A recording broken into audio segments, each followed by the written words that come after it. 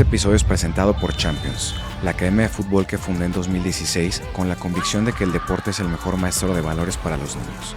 Y hoy, después de 10 años y más de 100 campeonatos, estoy convencido de algo.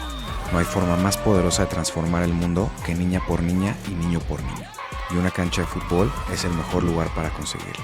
Champions, construyendo un mundo mejor a través del fútbol. ¡Una para todos! ¡Chao, Paulo! ¡1, 2, 3, ¡Champions!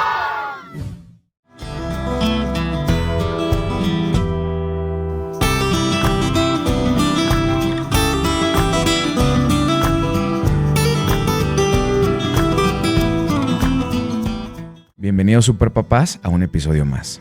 Yo soy Juan Carlos Gutiérrez García, papá, escritor, licenciado en Derecho, psicólogo en formación y empresario deportivo, con más de 10 años trabajando con niños a través del fútbol, pero sobre todo, alguien que como tú busca ayudar a construir un mundo mejor para nuestros hijos.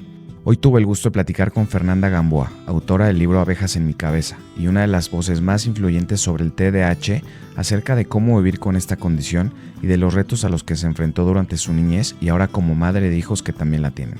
En un mundo donde los diagnósticos son cada vez más frecuentes, reflexionamos sobre la importancia de cuidar el entorno de nuestros hijos para mejorar su calidad de vida, especialmente cuando presentan alguna condición de neurodivergencia.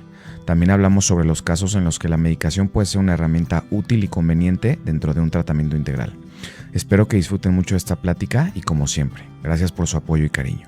Fernanda, ¿cómo estás? Muy bien, Juan Carlos, gracias por invitarme. Hombre, bienvenida.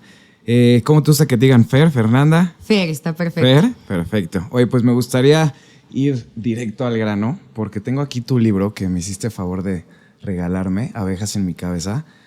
Es un gran libro, al ratito quiero que platiquemos a fondo, pero de verdad te felicito porque hasta el título, tanto a Javi como a mí nos gustó mucho. Gracias. Dijimos, ¿cómo se va a llamar el episodio? Dijimos, definitivamente tiene que ser así, Abejas en mi cabeza. Ay, me encanta, gracias. Oye, platica un poco sobre ti, sobre tu infancia, qué estás haciendo actualmente, que la gente tenga un poquito de contexto sobre quién eres. Claro. Bueno, mira, yo soy la séptima hija de mi familia, soy la más chica. Crecí en una familia en donde siempre fui marcada como que venía de un divorcio, entonces tenía mucho trauma, ¿no? En mi casa, mi mamá se fue desde muy chica, yo crecí con mi papá. Okay. Yo igual.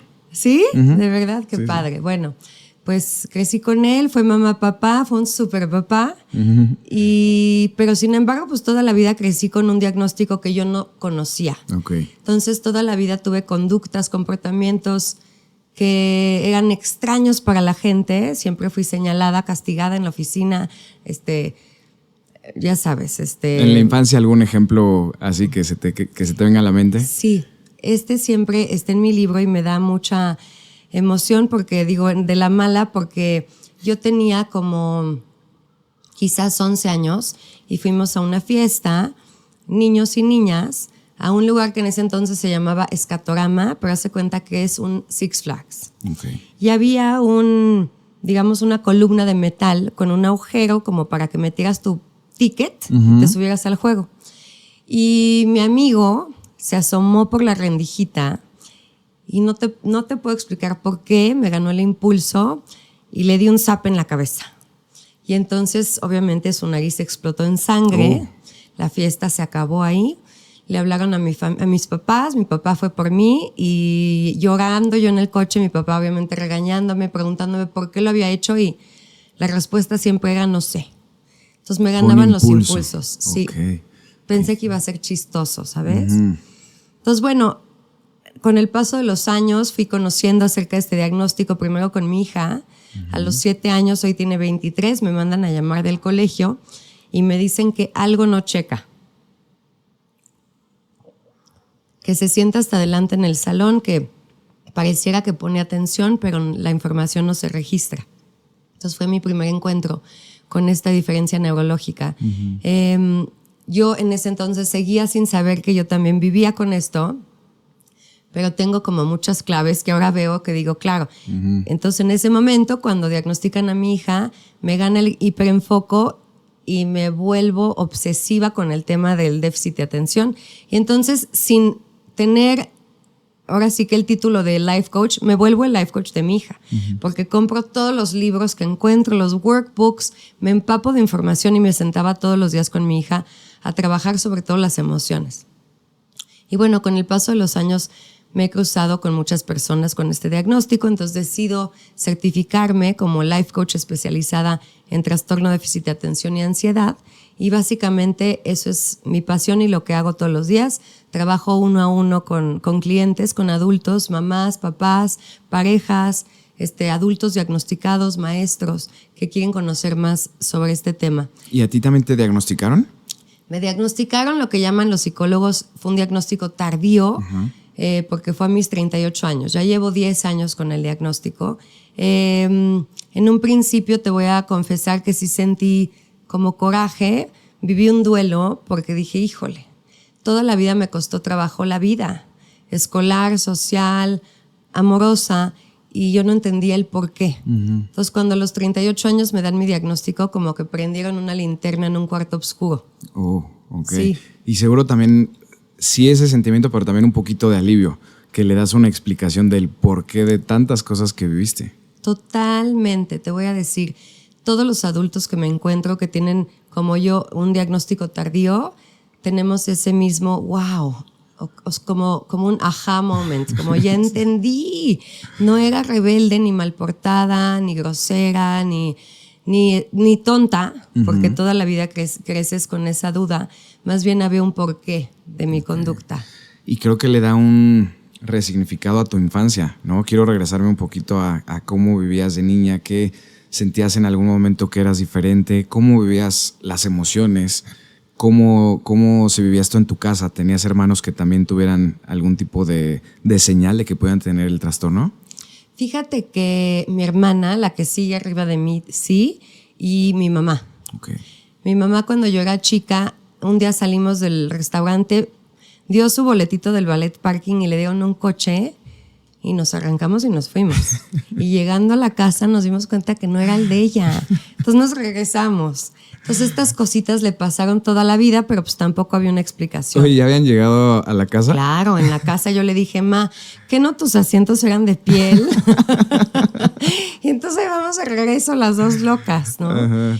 Entonces, Yo creo que mi papá también podría tener un ¿sí? diagnóstico, porque contaba en otro episodio que fuimos a un viaje en Disney, estábamos chiquitos mis primos y yo, y pues antes se acostumbraba que te bajabas a lo que allá es una gasolinería con una tiendita, comprabas un mapa y empezabas a trazar tu ruta.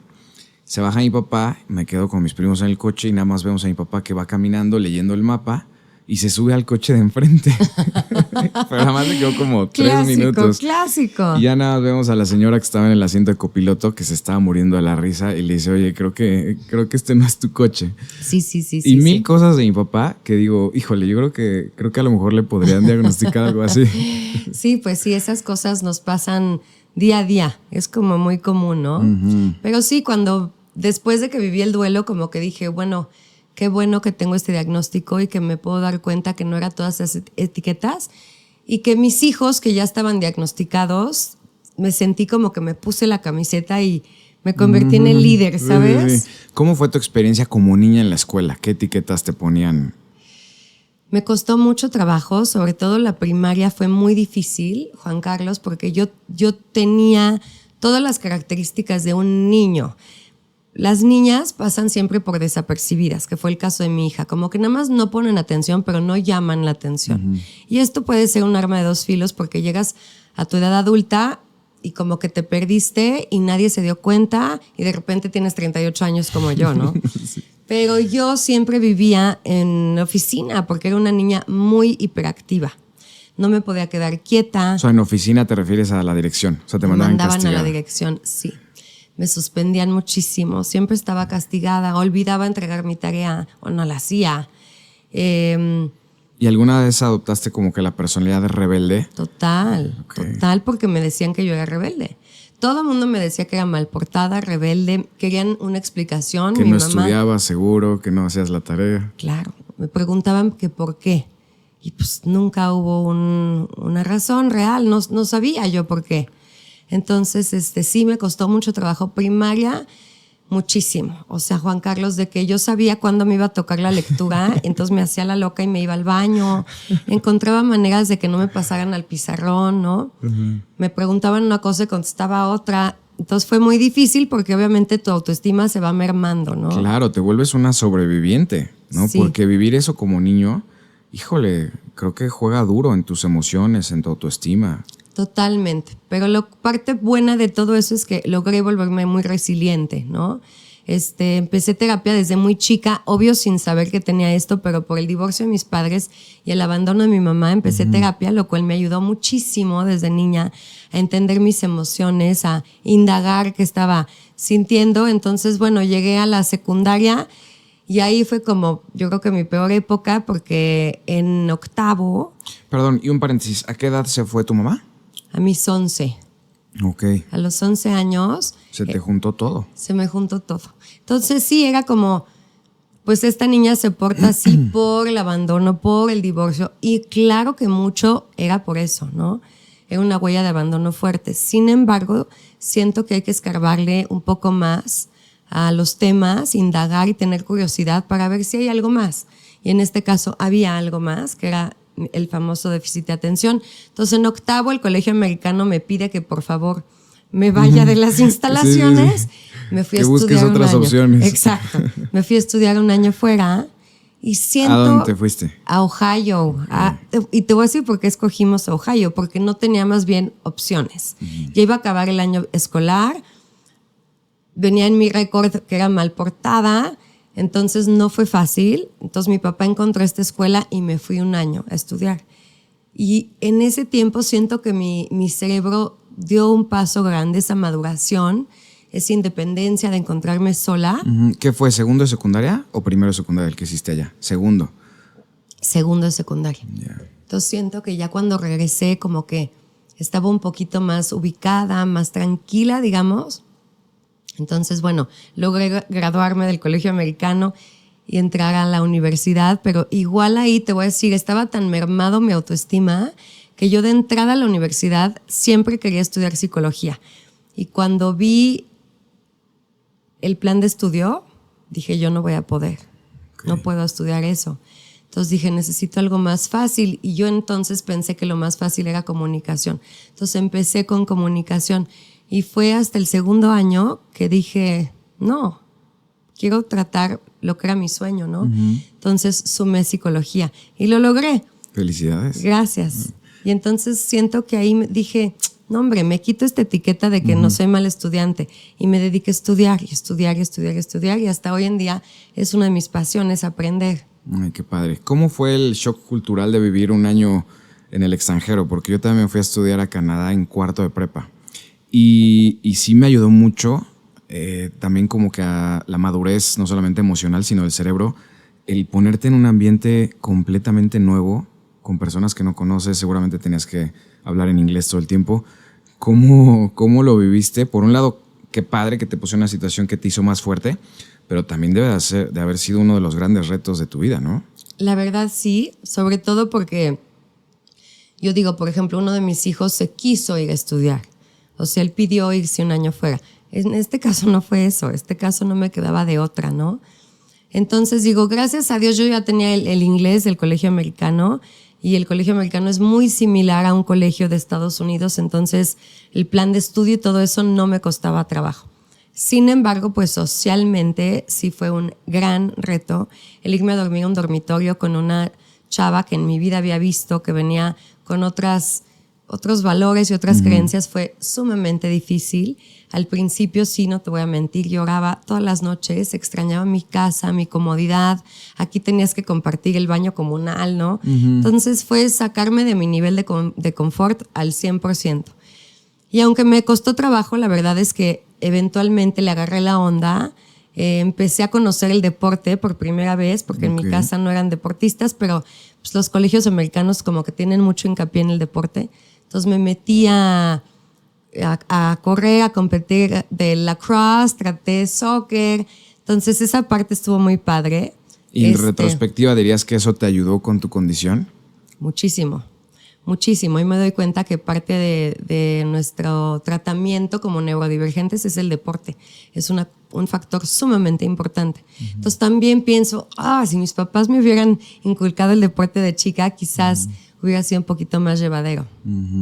Sí, porque lo platicamos ahorita detrás de cámaras, ¿no? Que yo fui más de una casa de deporte, cero lectura. Digo, a pesar de que mi papá era alguien culto, sí leía de vez en cuando, pero a mí jamás se me pidió ni se me exigió que leyera un solo libro y me volví lector a los 29 años. Bueno, padrísimo. Pero mira, pues tienes el otro lado de la moneda, lo del deporte, ¿no? Y a mí ese lado me faltó. Pero eventualmente le agarré. Claro, y ahora trato de combinarlo con mis hijas. O sea, claro. Aquí en casa dije, a ver, no me quiero ir otra vez a uno de los extremos. Sí. Quiero que además creo que se potencializa mucho el tema intelectual con el deportivo.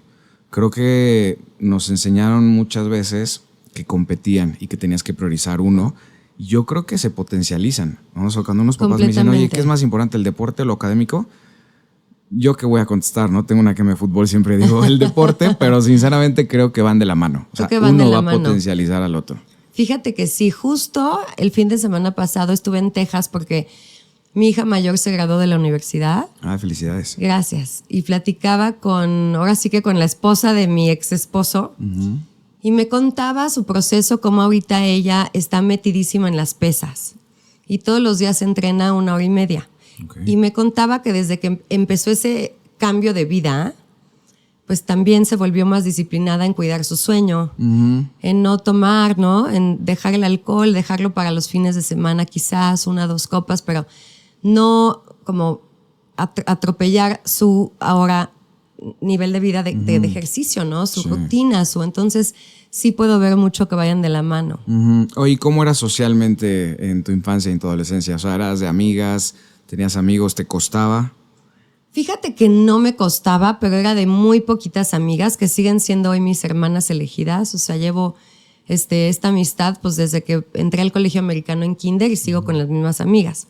Sin embargo, te voy a ser sincera, en secundaria, que yo venía ya como que con tantas heridas entre la familia y el tema académico, que me sentía señalada, me convertí en un bully. Okay. Entonces, no estoy cero orgullosa de ello. Fue una etapa, pues, muy fea de mi vida, pero sí me convertí en una bully tremenda en el colegio, todo secundaria y un ratito de prepa.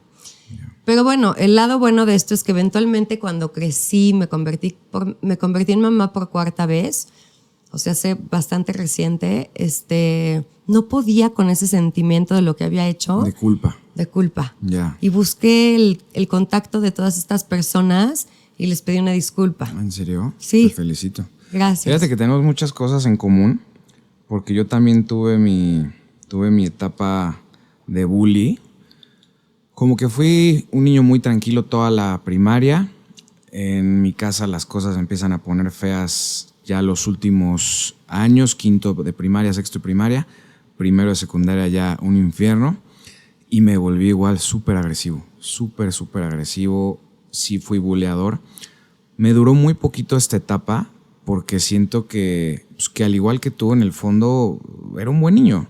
Simplemente las circunstancias a las que me tenía que enfrentar todos los días, pues te van formando tu alter ego, ¿no? Totalmente. O sea, dejas de ser quien eres para sobrevivir, para sobrellevar la situación. Pero cuando tienes ese ejercicio de introspección, rápidamente dices, oye, ¿sabes qué? Estoy haciendo esto mal. En tu caso, que pediste perdón, eso es algo increíble, ¿eh? Creo que no llegué al grado de tenerle que pedir perdón a alguien, porque te digo, fue muy rápido, a lo mejor fue un par de años. Y después fui muy buena onda, o sea, también me convertí ya hasta en el que defendía a los más débiles, sí, o sea, me convertí casi en el justiciero.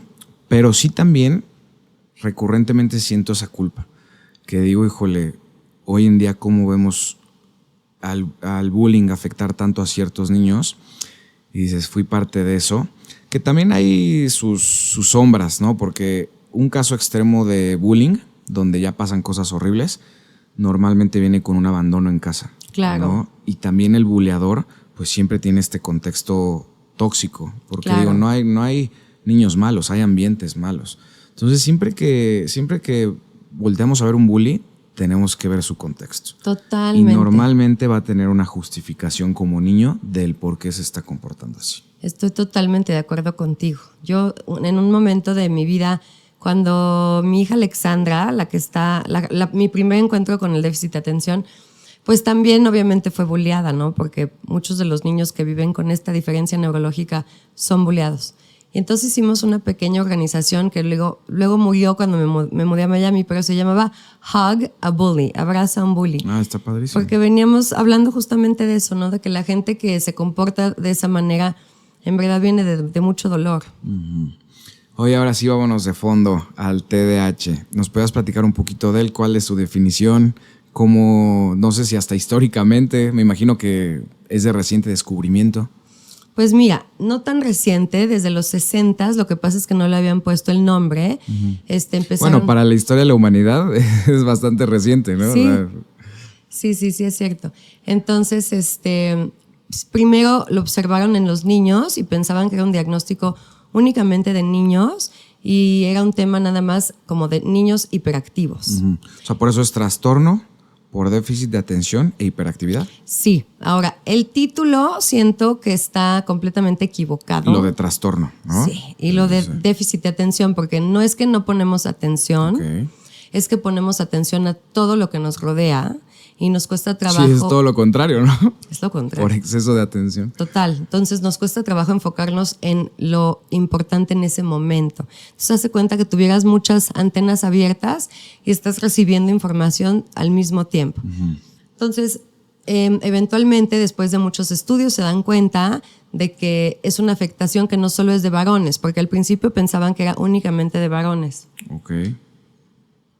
Y pensaban que era de niños chicos, que en la adultez se quitaba. Y obviamente con estudios se fueron dando cuenta de que a las niñas también les sucedía esto y de que no se acababa. Es una diferencia neurológica que vive contigo desde que naces pues hasta que te mueres, ¿no? ¿Cómo se ve en un estudio? ¿Es un estudio de qué tipo? En verdad son cuestionarios. Esto se diagnostica a través de cuestionarios en donde te vas para atrás en la película de tu vida para encontrar si estas dificultades las tenías desde entonces, porque como es un trastorno del neurodesarrollo, pues tiene que estar desde la infancia, ¿no? Si te aparece ayer platicaba con una mujer y me dice, yo no lo tenía antes, pero ahorita lo siento. Le dije, sí, bueno, pero tú ya estás en perimenopausia, entonces quizás es un tema hormonal, ¿no? Porque hay muchas otras cosas que pueden estar sucediendo. Entonces, es a través de un cuestionario y tiene que tener afectaciones en diferentes áreas de tu vida. ¿Qué quiere decir? Que si el niño, la niña o el adulto solo tiene estas batallas, digamos, en la escuela, quizás hay un tema de bullying detrás, quizás hay un tema de falta de comunicación con el maestro. O sea, tiene que afectar la escuela, el ámbito social y su casa. ¿No? Y entonces, igual los adultos, tiene que afectarte en el trabajo, en tu ámbito social y en tu casa, no nada más en un lugar. Si pudieras cambiarle lo de trastorno, ¿cómo se lo pondrías? Yo lo llamaría diferencia neurológica y luego algo así como con por muchos estímulos, algo así, ¿sabes? Porque entonces sí siento que la gente no se confundiría tanto, porque siento que es una diferencia neurológica difícil de comprender. Por ejemplo, Juan Carlos, nadie habla o muy pocas personas hablan de lo que viene abajo del iceberg, de la raíz. Y hay un tema muy emocional con las personas neurodivergentes. Nos cuesta mucho trabajo regular nuestras emociones. De algo muy pequeño tenemos reacciones muy grandes. Por ejemplo, si estamos felices, estamos súper, mega, ultra felices al grado de que dices como que es demasiado la conducta, ¿no? de la persona. Y cuando estamos en un down, son picos emocionales. Entonces, yo siempre le digo a mis clientes, traten de mantenerse en un margen. No es que somos robots, pero en un margen así, que vaya fluyendo, ¿no? Que no tenga esos picos. ¿Cómo se ve un tratamiento? ¿Cómo ayudas a las personas a sobrellevar mejor esta condición? Bueno, el tratamiento ideal es multimodal. ¿Qué quiere decir? Que incluye muchas cosas. El batallón número 1 que lo usan los doctores por lo regular es el medicamento. Entonces, esta diferencia neurológica esta afectación mental del cerebro, tiene muchísimas opciones de tratamientos médicos. Entonces eso es un plus. Sin embargo, yo siempre digo, no estoy a favor ni en contra del medicamento, es lo que le sirva a la persona. El mejor tratamiento es el que la persona elija hacer, ¿no? Acompañando a tu hijo, si es que el caso es de tu hijo. Entonces, el medicamento. El deporte es sumamente importante, es como oxígeno para nosotros, lo necesitamos sí o sí todos los días, ¿no?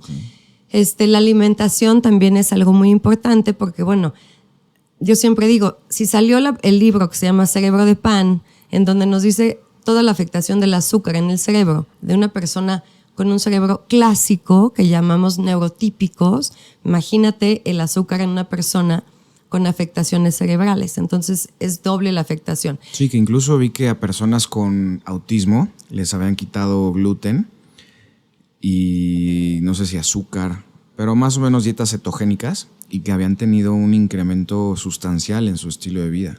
Completamente. Entonces, medicamentos, si es que decides tomarlo, deporte, alimentación. Y alimentación incluye hidratación, ¿no? Claro. Yo siempre les digo a mis clientes, cuando vas a empezar un proyecto y te vas a tener que sentar a enfocarte al full, pregúntate, ¿estoy medicada? ¿Estoy hidratada? ¿Estoy alimentada? ¿Necesito ir al baño? Si todos están check, entonces comienza tu proyecto, ¿no? Pero si te falta agua, si no has desayunado, si no te tomaste tu cafecito, quizás mejor encárgate de todas esas necesidades básicas y después inicia tu proyecto, ¿no? Oye, ¿cómo en algún momento tomaste medicamento? Claro, desde estos 10 años que llevo diagnosticada, lo he tomado y lo he dejado, que es muy común en personas con déficit de atención. O sea, es el estándar, que de repente sí, que de repente no. De repente no. Te voy a decir también por qué me doy esos permisos y también se los doy a mis hijos. Porque pues ya me convertí en medio obsesiva con el tema, entonces las herramientas las aplico en mi día a día al full, ¿me explico? Sí, tienes muchas más herramientas que solo el medicamento. Claro. Entonces, por ejemplo, cuando escribí mi libro sí estaba medicada, porque con el medicamento me tardé 3 años, entonces imagínate, tienes que estar súper enfocada. Pero me doy permiso si estoy de vacaciones, los fines de semana, no me medico y les digo a mis hijos que no se mediquen. Ahora, hoy mis hijos, los 4, ninguno está medicado. Okay. ¿Los 4 tienen esta condición? Los 4. 2 están oficialmente diagnosticados, los otros 2 no, pero pues te vas volviendo, te vas volviendo experta en el tema y es como de...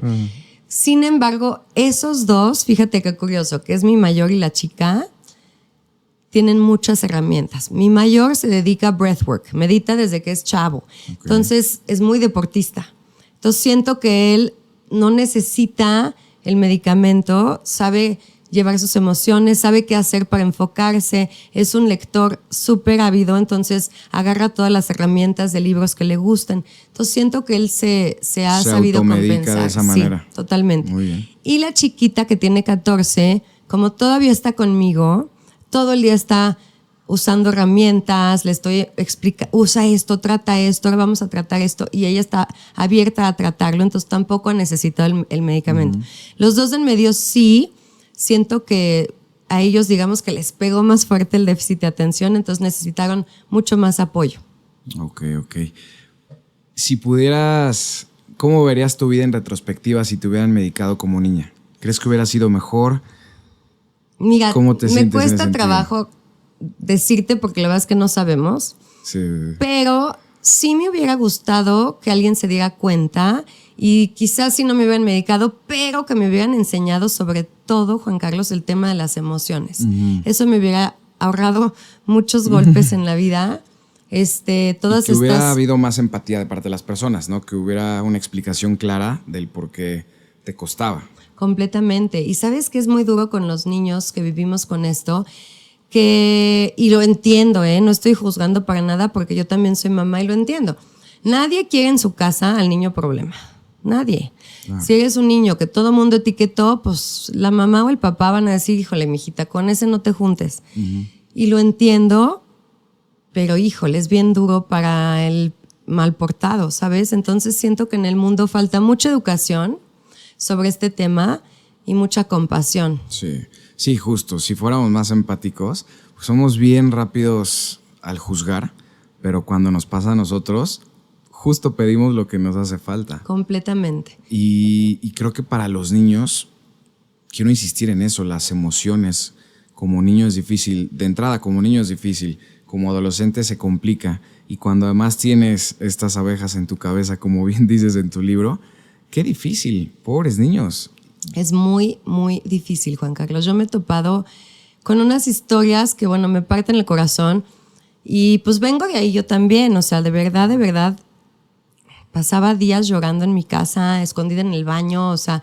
Y luego mi hija Alexandra, que también la tuvo difícil, que te digo que fue la primera, y su déficit de atención nos pegó como un bat en la cara. O sea, no ¿Hay teníamos... distintos niveles? Sí. Okay. Está como el autismo, ¿no? Está como así, como que vas...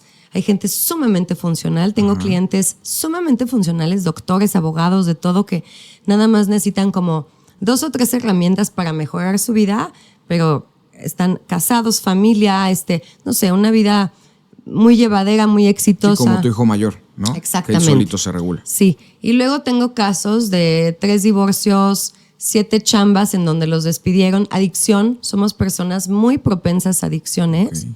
Entonces también tengo esos clientes. ¿Y por qué sería esa relación con las adicciones? ¿Los ayuda como que a regularse un poquito? Porque no producimos dopamina como una persona neurotípica, una persona con un cerebro clásico. Okay. Entonces estamos buscando dónde encontrar la dopamina. Entonces, eso no lo sabía. Sí. Qué información tan valiosa. Sí. Entonces, estas adicciones pueden ser a pornografía, a sustancias como el alcohol, cualquier droga, incluso a ser demasiado para el ejercicio. ¿Cómo se llama la palabra que usan? ¿Vigorexia?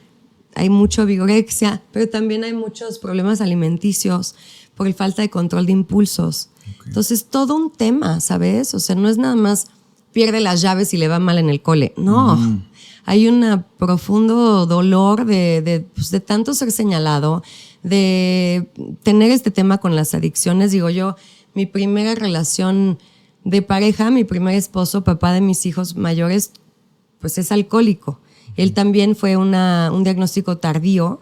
A él llegó su diagnóstico a través de mí, okay, con mi hija. Cuando te digo que me empiezo a obsesionar con el déficit de atención con mi hija Alexandra, pues yo decía, es que este es Billy. O sea, es exactamente mi vida cuando estuve casada con él, y aparte nos conocimos de chavos, entonces yo supe cómo fue creciendo Billy. Muy jóvenes, ¿no? Muy jóvenes, nos conocimos chavitos, yo tenía 16 y él tenía 18, nos casamos yo de los 21, él a los 23. Y entonces sí, un día... me acuerdo que cuando leí el libro dije, wow, o sea, sí, súper jóvenes. Súper jóvenes y con un bebé jugando a la casita, y los dos neurodivergentes, entonces sí. Era todo un caos, pero... Cuando le hablé por teléfono a decirle, oye, ¿sabes qué? Pues no eras ni mal portado, ni rebelde, ni nada. Tienes una diferencia neurológica. Y la verdad es que súper bien lo tomó, se fue a hacer el estudio y desde entonces empezó a medicar y le cambió la vida. Y hacer énfasis en el tema de la empatía, porque si bien la tuya es una historia de superación y de éxito, yo creo que por lo menos la mitad no llegan a eso. Se quedan ahí en ese lugar tan difícil. Y trae consecuencias devastadoras en la vida de las personas, que ahora entiendo el por qué muchas veces se refleja como adicciones, que son profundamente autodestructivas. Completamente. Y el tema de las parejas es complicado, porque si tu pareja, que es neurotípica, un cerebro clásico, no se informa, no se educa, pues toda la vida va a sentir como que pues no das una, o como que eres una persona egoísta, porque, pues, por ejemplo, se nos olvidan fechas, ¿no? Es común que se te olviden cosas importantes, entonces se te puede olvidar un aniversario, un cumpleaños, y entonces el otro, si no lo entiende y no tiene compasión y aceptación, pues va a haber pleito seguro, ¿no? Tengo muchas clientas, amas de casa, que olvidan pagar la luz, el agua, el teléfono, o que están sobreestimuladas porque hay un tema sensorial importante y entonces no pueden ir a hacer la compra de la semana. Entonces, obviamente, pues tienen problemas con la pareja o con los hijos, ¿no? Pero te voy a decir también algo que ahorita me pasó por la mente con lo que dijiste. Crecemos siendo niños con mucho dolor, ¿no? Con muchas etiquetas, tratando de esconder nuestro diagnóstico y tratando de ser personas normales en el mundo. Entonces, me encuentro con muchos adultos en relaciones con mucho abuso. de la persona neurotípica, cerebro clásico, abusando emocionalmente de la persona neurodivergente. Porque pues le siguen diciendo, es que no das una, es que eres muy tonto, es que hablas demasiado, es que no hablas, es que me pones nervioso, es que eres raro, eres diferente. Entonces, eso es duro, es muy duro para mí encontrarme con un adulto de mi edad, de ambos lados, hombres como mujeres, que no pueden comunicarle a su pareja realmente lo que están viviendo porque la pareja no está interesada en lo más mínimo, en entenderlo y nada más es juzgar. Ok. ¿Cómo fue? A ver, quiero ir un poquito por allá. ¿Cómo se vive esto en pareja cuando los dos tienen esta condición? ¿Cómo fueron esos primeros años? Seguro ninguno se acordaba del aniversario. ¿Cuándo es el aniversario? ¿Cuál aniversario? No, un caos, aniversario. Teníamos un coche en ese entonces, compartíamos camioneta y nunca tenía gas. O sea, nunca tenía gas, nunca pagábamos las utilidades del departamento. O sea, era de verdad un caos por muchos factores, porque los dos éramos neurodivergentes y porque éramos muy niños. Sí, o sea, sí, agrégale la edad, ¿no? Entonces, Partamos agrégale por la edad, sí. Entonces, sí, todo era un caos. O sea, alimentábamos a nuestro hijo de pizza, pedimos chino, sí.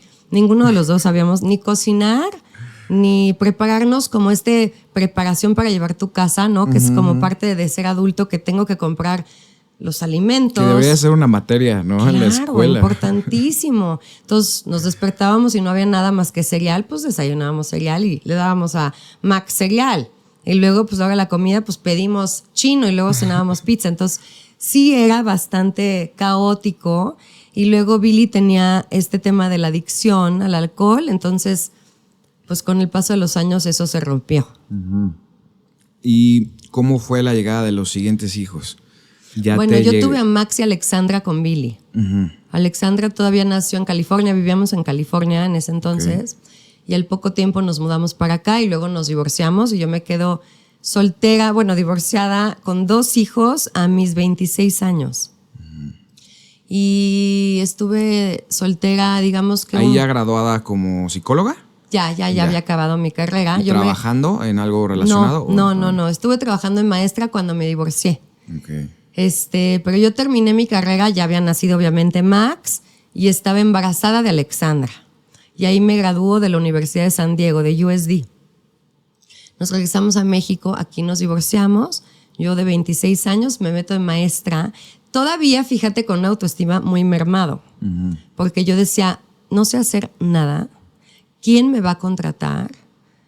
Y es un trabajo dificilísimo. La gente no entiende la magnitud que implica educar a los niños. Pero tuve suerte que la directora y dueña del colegio vio algo en mí, Juan Carlos, y me contrató. ¿Y para qué edad de los alumnos? Para 1º y 2º grado. O sea, de primaria. De primaria, sí. Chiquititos, además. Chiquitos. No, dificilísimo. Sí, y me encantó, Me encantó. ¿Tuviste algún reto relacionado a tu condición que dijeras, híjole, esto me impidió hacer un mejor trabajo en esta área? No sé si me impidió hacer mejor trabajo o más bien me costaba trabajo, por ejemplo, seguir el plan de estudio. Entonces yo quería como hacer mi propia cosa y no me quería... todo. Yo quería cambiar el plan de estudio y que los niños fueran más libres, ¿no? Y pues no funcionaba, digo. Ya obviamente la educación ha cambiado y ahora veo que las escuelas tienen como mucho más adaptaciones para los niños neurodivergentes, pero en ese entonces era como muy by the book, muy cuadrado, y eso era lo que más trabajo me costaba. Y diría que las escuelas actualmente sí hacen el esfuerzo, pero terminan siendo hasta menos inclusivas porque pues esta obsesión de tanto estudio, tantos idiomas, tantas materias, creo que termina siendo un reto incluso mayor que a lo mejor el que a ti te tocó vivir cuando eras niña. 100%. Yo veo a los alumnos, del colegio donde yo me gradué, que fue el colegio americano, y digo, no, hoy en día yo creo que no lo hubiera librado, Juan Carlos, la verdad. Sí siento que hay ese factor, sobre todo en Estados Unidos, que es donde yo vivo. Y te voy a decir una cosa. A través de los años, en el proceso de mi maternidad, siento que con la edad me he vuelto mucho más relajada con el tema académico, con el tema de hablar 7 idiomas, con el tema de ser el mejor deportista. Y digo, la verdad no va por ahí. Siento que he tratado de educar a mis hijos a no ser tan exigentes con ellos mismos, ¿sabes? Claro. A tenerse compasión también ellos. Y entonces ahí, quiero mencionar este tema de que cuando llega el diagnóstico de tus hijos o tuyo, primero te cae un cubetazo de agua fría, ¿no? Pero después es muy importante que te eduques. Claro. Que te empapes de información, porque si no te agarra como me agarró a mí y entras en pánico con Alexandra, con mi primera hija, o te vuelves súper obsesiva, como fue también mi caso, pero es muy importante que te eduques, te empapes de información. Sí, porque empieza una nueva vida, ¿no? O sea, la vida que conocías cambia porque tienes que vivir ahora adaptándote a esta condición y sacando lo mejor. Totalmente. Y después, Juan Carlos, entrar en aceptación. Aceptar que tu cerebro funciona de cierta manera. Que ciertas cosas te van a costar trabajo, pero no importa, porque vamos a encontrar la manera que las hagas a tu manera. O sea, tienes que adaptar las actividades lo mejor para tu tipo de cerebro. Entonces, aceptación es aceptar también como papá que mis hijos quizás no van a tener el camino que yo quiero que tengan. Y ahí es donde yo invito a los papás a recordar que no son los arquitectos de la vida de sus hijos, ¿no? Son los pastores. Claro. Entonces, dejar ir todas esas creencias, esas ideas que tienes de quién van a ser tus hijos, porque entonces vas a estar siempre peleando con la realidad. Sí, yo en mi casa igual, yo soy cero de calificaciones, o sea, no me niego a creer que una calificación me va a decir qué tan inteligentes son mis hijas, porque además hay muchos tipos de inteligencia. Totalmente. La escuela me dirá 1, quizás 2. Entonces yo creo que mi mayor preocupación es que mis hijas sean personas plenas, que tengan criterio, que sean sabias, pero no académicamente, sino que tengan la sabiduría de tomar buenas decisiones, considerando todas las circunstancias. Creo que eso es más importante que llenar a los niños de tanto conocimiento, porque si bien los niños salen más preparados, entre comillas, que nunca, también vemos que estamos ante las generaciones de jóvenes y adolescentes con menos plenitud de la historia. Entonces tenemos que reconsiderar qué es lo que están viviendo los niños todos los días en el salón de clases, porque si un niño que no tiene una condición de este estilo le cuesta, a uno que la tiene, híjole, va a ser dificilísimo.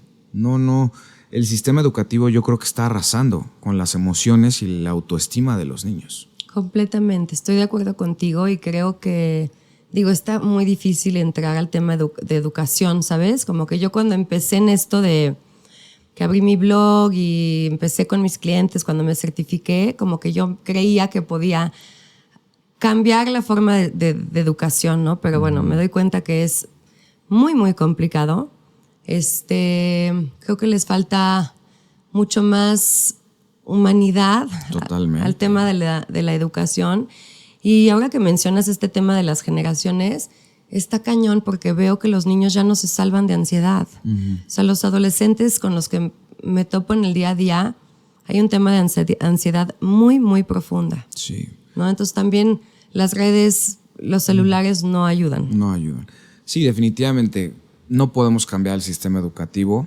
Creo que gran parte de triunfar en la vida como persona y como papá es saber cuándo ir contracorriente y cuándo no. Al final del día, pues la escuela está, pero una cosa diferente es aceptar las calificaciones de tus hijos, darles las herramientas para que las mejoren, hacer ese papá de que te exijo 10 y menos de 10 en casa, adiós. O que estén todas las tardes en clases. Ahorita me sorprende la cantidad de niños que además de la escuela los meten a clases, llamémosle académicas, en las tardes, ¿no? Que las matemáticas, que el inglés. Digo, Dios mío, dejen a los pobres niños. Y también el otro lado también están los papás deportistas que a lo mejor son de, pues es que quiero que seas el mejor del equipo, es que quiero que seas el de los goles, es que quiero que seas la más rápida en natación. Tenemos que dejar de poner tantas exigencias en los niños, porque creo que la manera más fácil de frenar su potencial es esta exigencia desmedida. Hay una parte de la exigencia que es buena hasta cierto punto, pero la exigencia desmedida es la manera más rápida de frenar el potencial de tus hijos, porque destruyes autoestima, su amor propio. Es como cuando te hacen sentir que eres tonto por hacer una pregunta, vas a dejar de hacer preguntas, ¿no? Tengo como que la imagen de estas mamás que están haciendo la tarea con sus hijos y ya les están gritando, es que eres burro, ¿cómo crees que es eso? Suma bien. Y digo, es que estás frenando todo el desarrollo del niño y además le estás destruyendo la autoestima. Cuando tenga una pregunta, se la va a callar y eso va a frenar el desarrollo de su criterio. Entonces tenemos que poner un break. Si no podemos frenar el sistema educativo, por lo menos como papás, como mamás, en casa sí tenemos que poner un freno. Completamente. Y ¿sabes qué también me lleva a esta forma de educar? Nunca nos enseñaron a conectar con nuestro cuerpo, a escucharlo. Entonces es chistoso y a ver, yo también 100% fui ese tipo de mamá, de que el niño te dice es que ya no tengo hambre. No, cómete todo lo que está en tu plato. Los niños en África. O los niños en África. O quizás no, tienes sed, no tienes hambre, tienes sed. No, te estoy diciendo que tengo hambre. Toma una agüita.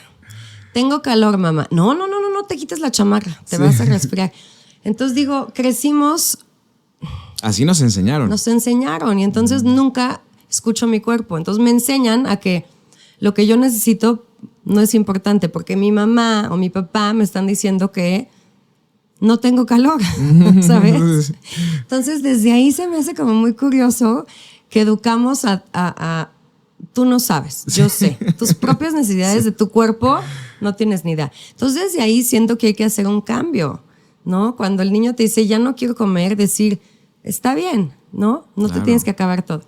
Entonces esa parte se me hace muy importante y también lo que mencionaste de estar empujando a los niños a llevarlos al límite, de ser el mejor en cualquier ámbito, rompe el lazo afectivo.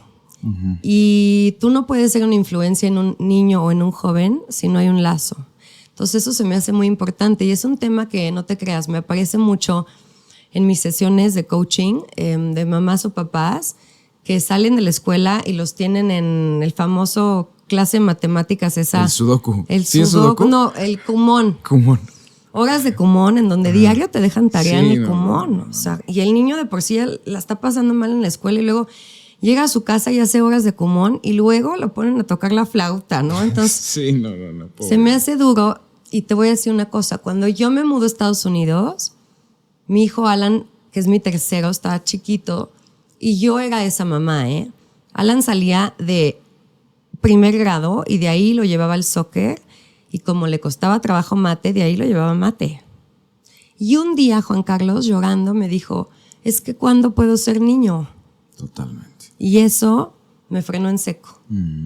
Y dejé de ser esa mamá porque dije, tiene toda la razón. Sí, pobres niños, ¿no? Sí los tenemos como soldados. Totalmente. Oye, regresando al tema del vínculo, fíjate que es muy importante lo que dices porque en mi academia pues trabajamos con niños desde los 3 años. Y somos conocidos por hacer las cosas diferentes. O sea, hacemos mucho énfasis en la autoestima de los niños, en que desarrollen carácter, en que tengan estos valores humanos y que sea el fútbol el que se los enseñe, ¿no? O sea, parecería increíble, pero es más una academia de valores donde se enseña a través del fútbol que estrictamente de fútbol. Y digo, a pesar de eso, los resultados en deporte han sido extraordinarios. Pero lo que yo siempre le digo a los profesores es lo que tú dices, no puedes formar un vínculo con un niño desde la corrección, desde el negarle sus emociones, desde estarle exigiendo desmedidamente, desde regañarlo porque falló un penal. Es un humano. Completamente. El profesor que ves el fin de semana gritándole a un niño porque falló un penal, yo te garantizo que ese profesor algún día falló un penal y seguramente su profesor también le gritó. Entonces dije, tenemos que hacer las cosas de manera diferente. Y otro punto importante que yo noté como el gran reto es captar la atención de los niños. Porque no te puedo explicar lo difícil que es captar la atención de un niño de 3, 4 años, que además venía haciendo la siesta en el camino y que llega al entrenamiento todo despeinado. Entonces yo decía, olvidémonos de las charlas de grupo, ¿no? Siempre que pensamos en equipos de niños, estamos viendo esta imagen de los niños enfrente del entrenador y el entrenador hablándole a todos. Y les digo, es que van a perder su atención en 3 segundos. ¿Quieres desarrollar un vínculo con los niños para que confíen en ti, que te hagan caso, que sigan tus indicaciones, que den el máximo? Tienes que formar ese vínculo 1 a 1. Pregúntale cómo va en la escuela. Totalmente. ¿Cómo está su papá?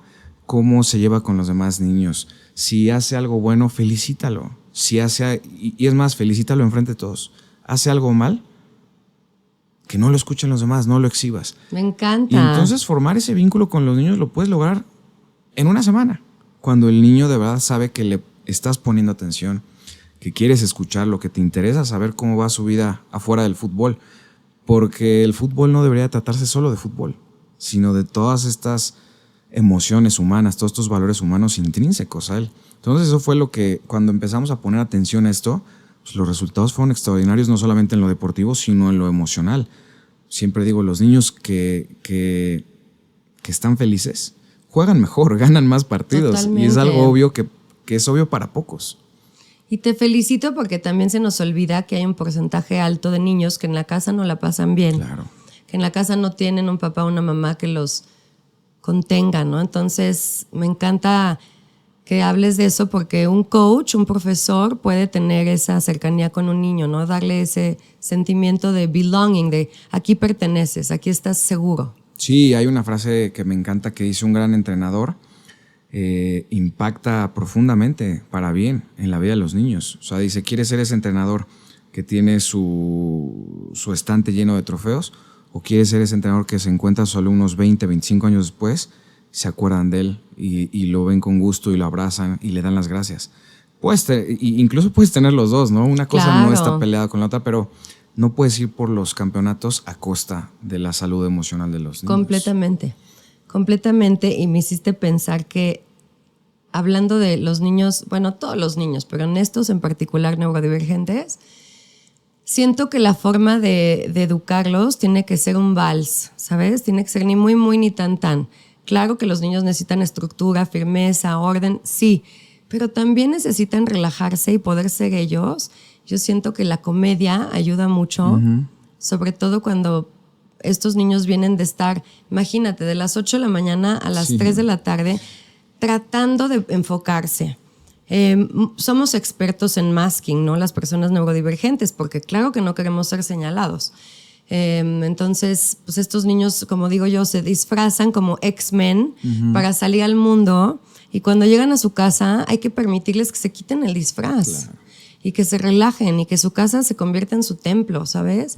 Entonces, mucha gente cuando empecé a salir a hablar de estos temas me decían, no, pues es que tu casa han de comportarse como changos. Y le digo, la verdad, no.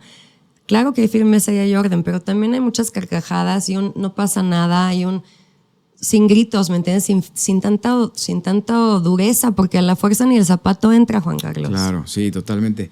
Ya me acordé de otra gran frase que dice: un gran entrenador no se mide por el número de campeonatos ganados, sino por el número de ganadores formados, ¿no? Y ganadores en el sentido de personas plenas, con propósito, deportistas. Yo hago tanto énfasis en el deporte en los niños porque ayuda desde esta condición, pero también es un blindaje contra las adicciones, contra las malas amistades, te potencializa lo académico. O sea, un papá que no está invirtiendo su tiempo, hasta su carácter, ¿no? O sea, que el deporte sea algo positivo en casa, que tus hijos te vean llegar a su partido y que sea con gusto, no con miedo.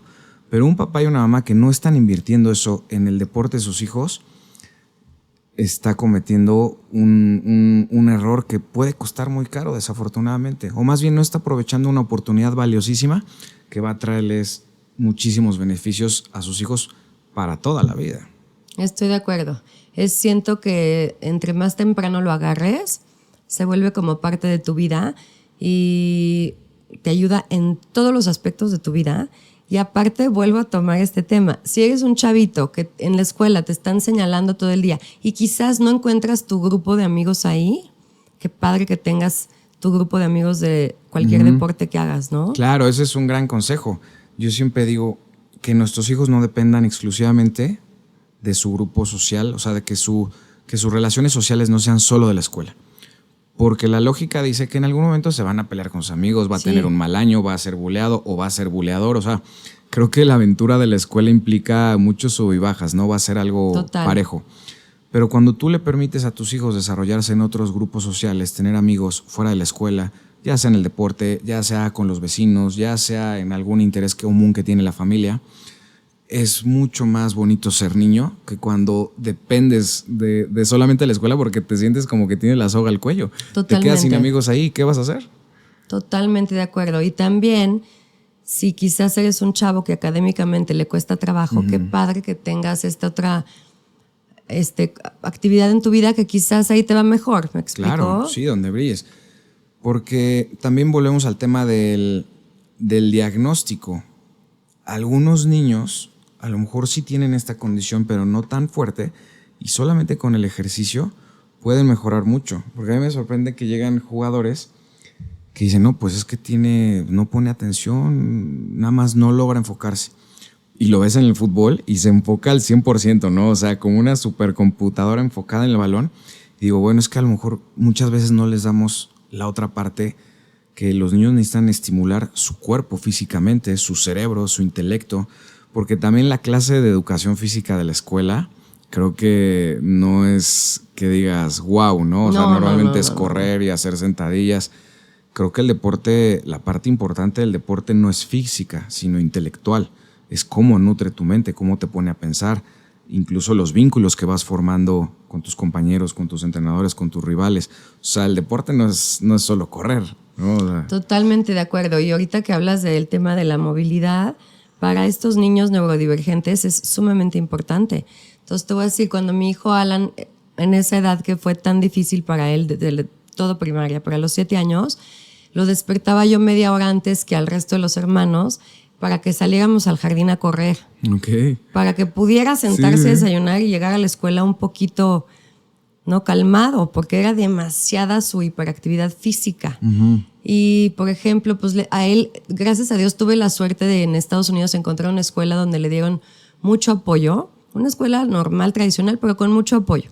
Entonces, tenía él una señal con su Miss de cuando ya no puedo más, voy a explotar como ejote, y lo dejaban salir a correr rápido, afuera en el patio, y luego volví a entrar. Qué padre, felicidades a esa Miss, ¿no? Porque totalmente, Juan Carlos. Creo que como entrenador, como maestro, como Miss, híjole, creo que perder la pasión es muy triste porque puedes cambiar una vida para bien. Totalmente, totalmente. Imagínate que no hubiera tenido ese apoyo tu hijo y de repente siente que va a perder. Explotas. Y la típica tronchatoro, ¿no? De cálmate y te sientas. Sí, totalmente. Y entonces, es que mira, hasta a mí me pasa hoy en día, a mis 47 años, cuando estoy en un lugar donde hay demasiado estímulo, sé que voy a tronar como ejote. Y hoy en día, ¿cómo se ve en un adulto tronar como ejote? La ansiedad te sube tanto que te vuelves súper agresiva, intolerante, te desesperas. Mis hijos ya saben cuando me pasa esto y me dicen, tienes ansiedad, ¿cierto? Y yo, 100% perdónenme, me voy a regular y vengo. Sí. Entonces, imagínate, pero yo tengo esta facilidad de hablarlo, ¿no? De expresarlo. Pero un niño de 7 años no. Un niño de 7 años simplemente va a explotar, a gritar, a portarse mal en el salón, pero es que hay algo de fondo. Claro. Fíjate que a mí me pasa también eso. En los eventos sociales masivos, sí me empieza, no ansiedad, pero sí me empiezo a engentar. Como que sí veo que ya me empiezo a poner de malas o que de repente ya no quiero platicar tanto o que simplemente digo, ya quiero que se acabe evento, ¿no? Me pasa. Y no es mala onda, o sea, no es que no disfrute de la compañía de la gente, pero a mí me siento más cómodo en grupos más chiquitos o con gente que conozco.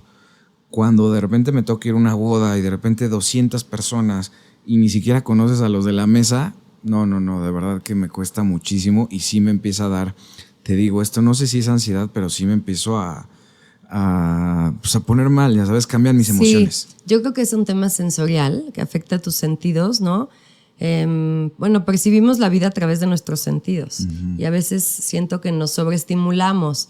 A mí me pasa también, yo ayer platicaba que yo no entro a la tienda Zara y me encanta, pero nunca entro porque me sobreestimula, porque sabes que tienen mucha luz blanca, hace mucho calor en sus tiendas porque hay demasiada ropa amontonada y siempre está llena la tienda, les va de maravilla.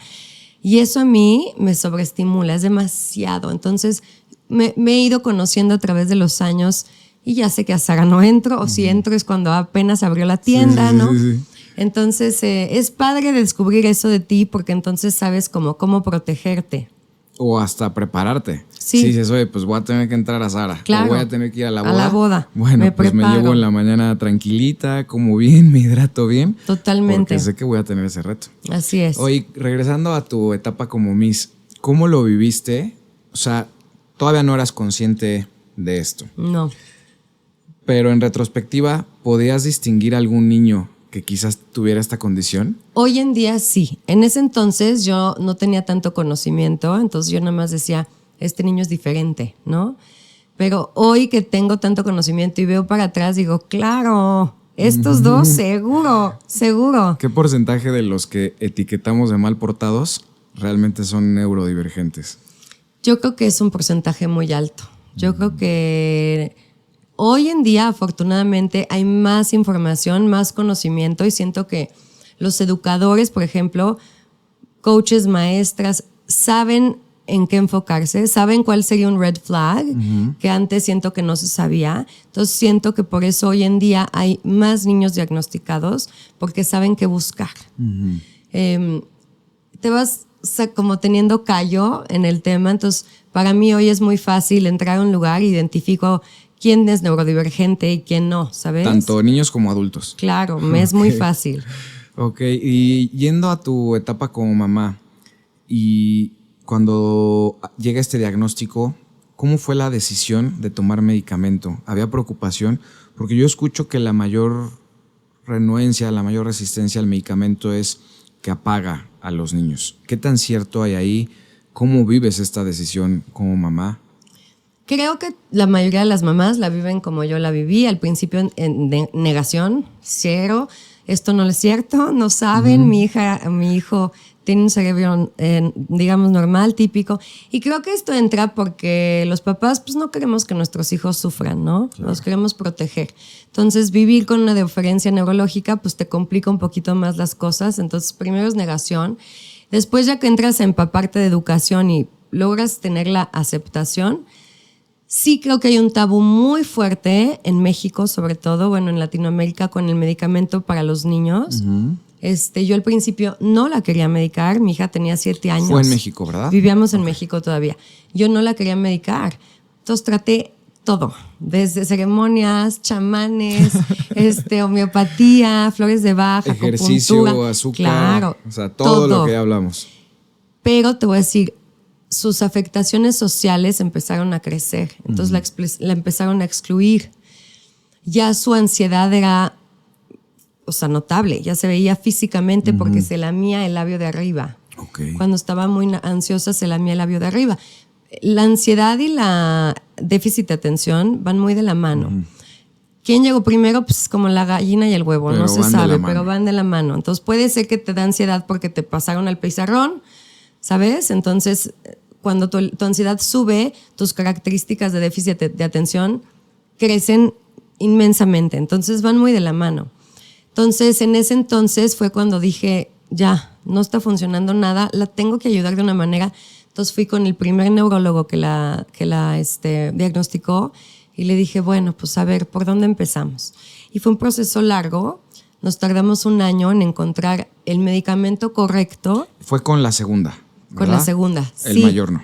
El mayor no. Porque él tiene un déficit de atención muy distinto, entonces no se notaba. Sí, lo que me decías, que era más sobrellevable. Sí, entonces con Alexandra nos tardamos en 1 año justamente por lo que dices tú. Porque si te pasas de dosis, parecen zombies, le apagas la personalidad. O sea, sí pasa cuando te pasas de dosis. Claro. Pues, entonces, y hay cerebros que funcionan para un medicamento y otros para otro.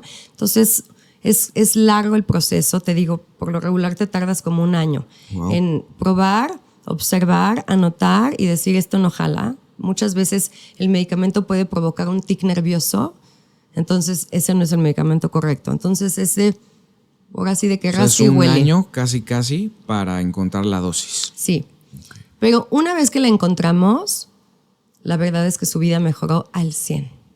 No solo en el enfoque para poder llevar una vida académica bien, ¿no? Como poder lograr tareas, enfocarte. La verdad es que mi hija acabó con un promedio altísimo en la preparatoria y le fue súper bien en la universidad, pero al principio, pues sí batalló. Cuando le encontramos la dosis, su vida cambió. Okay.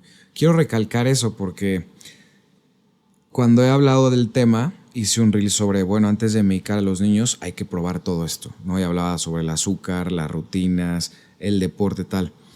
Y encontré 2 mensajes muy fuertes, ¿no?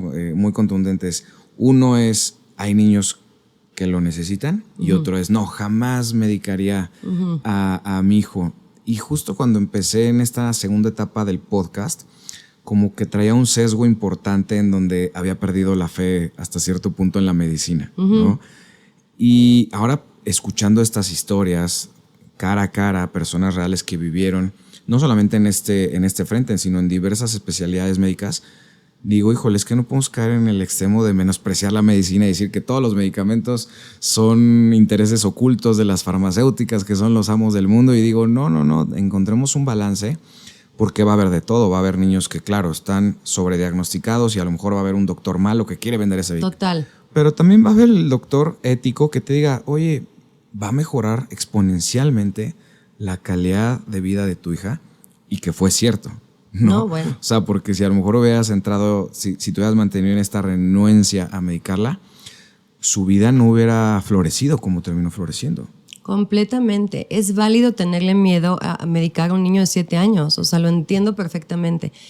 Pero pon una balanza y piensa, ¿los efectos secundarios del medicamento o los efectos secundarios de que sea excluida en su grupo social no tenga Estos son efectos primarios, no secundarios. O sea, su vida ya está afectada al 100. Entonces, tú como papá, pues tú decides, ¿no? Cuando son los niños, el papá es el que lleva el timón del barco. Entonces, yo siempre les digo, medítalo, piénsalo, escribe cuáles son las cosas que notas de tu hijo que podrían mejorar y pruébalo.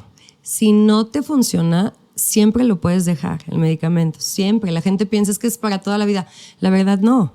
Hay diferentes etapas de la vida. Y ojo, esta parte es muy importante, Juan Carlos. El medicamento por sí solo no te cambia la vida, ¿eh?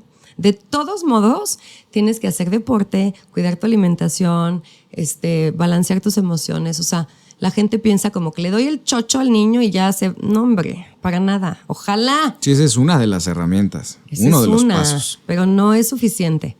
No es suficiente. Los otros factores son igual de importantes o tienen una afectación igual de importante en la vida del niño.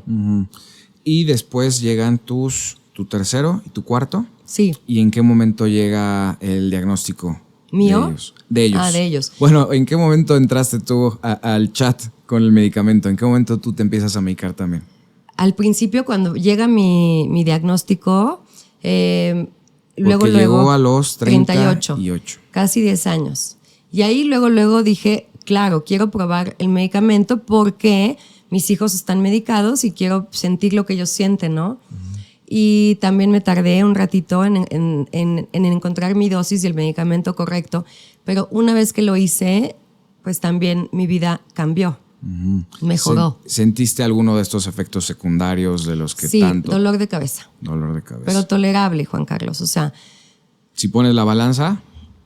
Me tomaba un Tylenol, lo tomaba electrolitos, encontraba la manera de que se me calmara el dolor de cabeza, pero pues logré terminar mi libro que llevaba años, o sea, entonces sí me ayudó. Oye, ¿cómo se veía a lo mejor en el momento más, quiero usar la palabra caótico a falta de otra palabra, pero en el buen sentido, de una familia donde prácticamente todos tienen esta condición? ¿Cómo se veía una mañana de esas? Muy caótica, con mucho ruido, mucho llanto, porque pues, hay mucha desregulación emocional, muchos pleitos, porque pues, el mal manejo de los impulsos hace que los niños reaccionen ante cualquier estímulo en vez de responder a un estímulo, ¿no? Entonces, sí, cuando estás en el ojo del huracán, que es como yo les digo a las mamás o a los papás, es la edad como primaria y secundaria.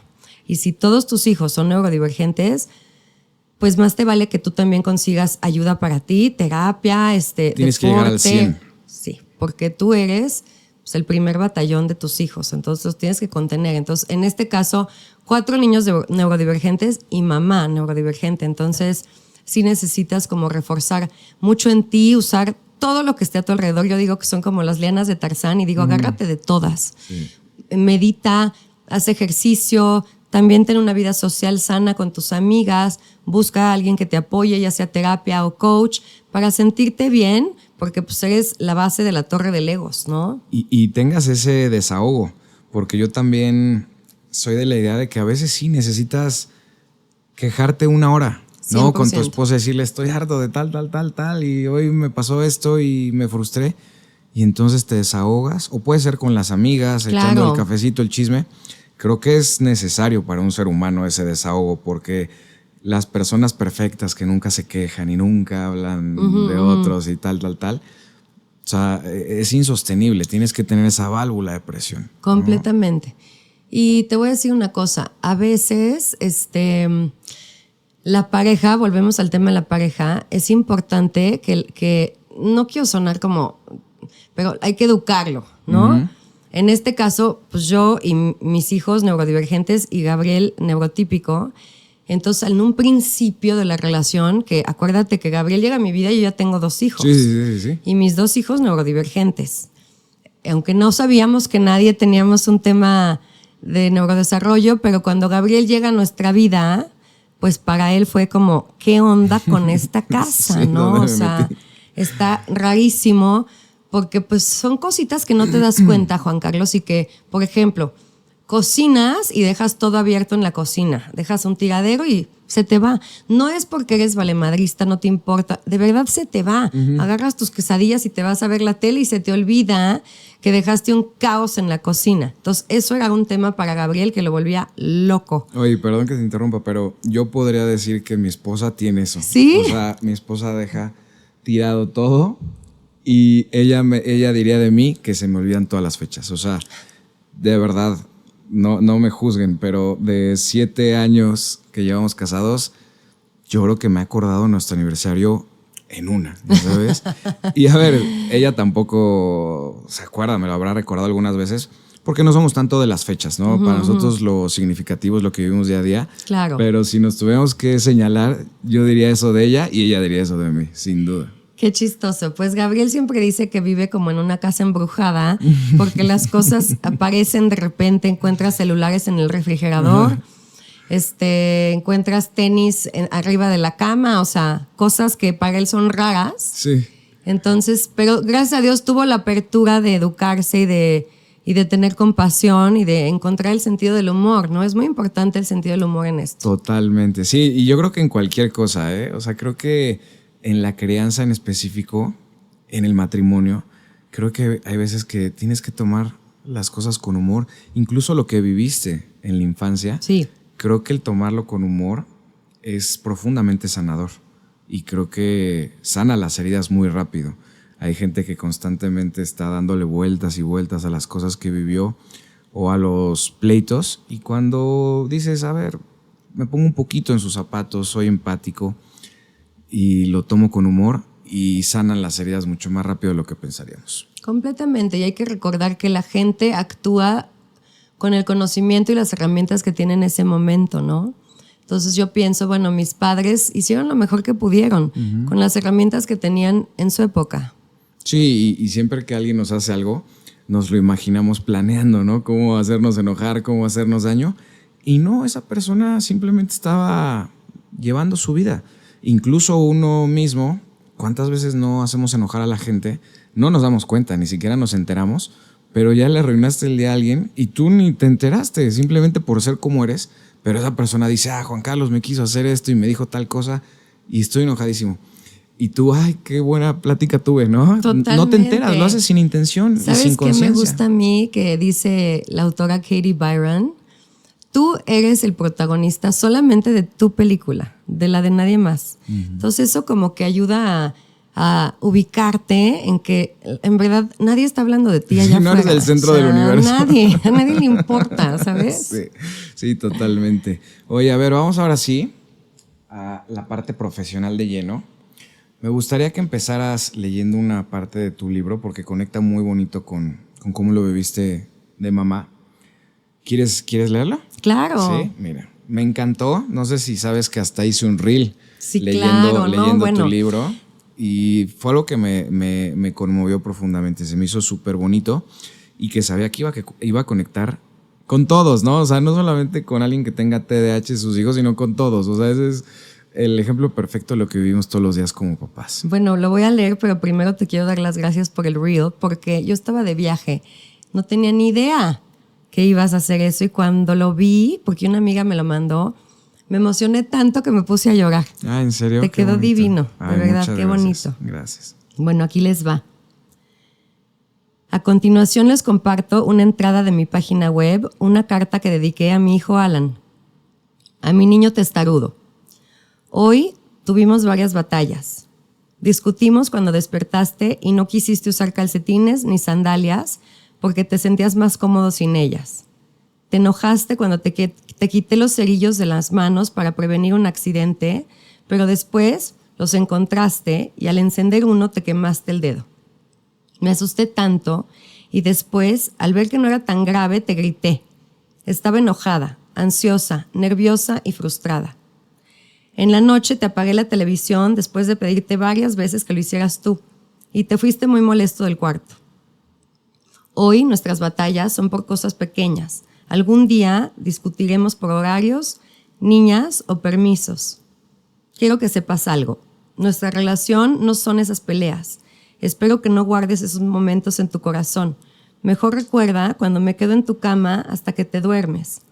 Recuerda todos los te amos que nos decimos y nuestras risas.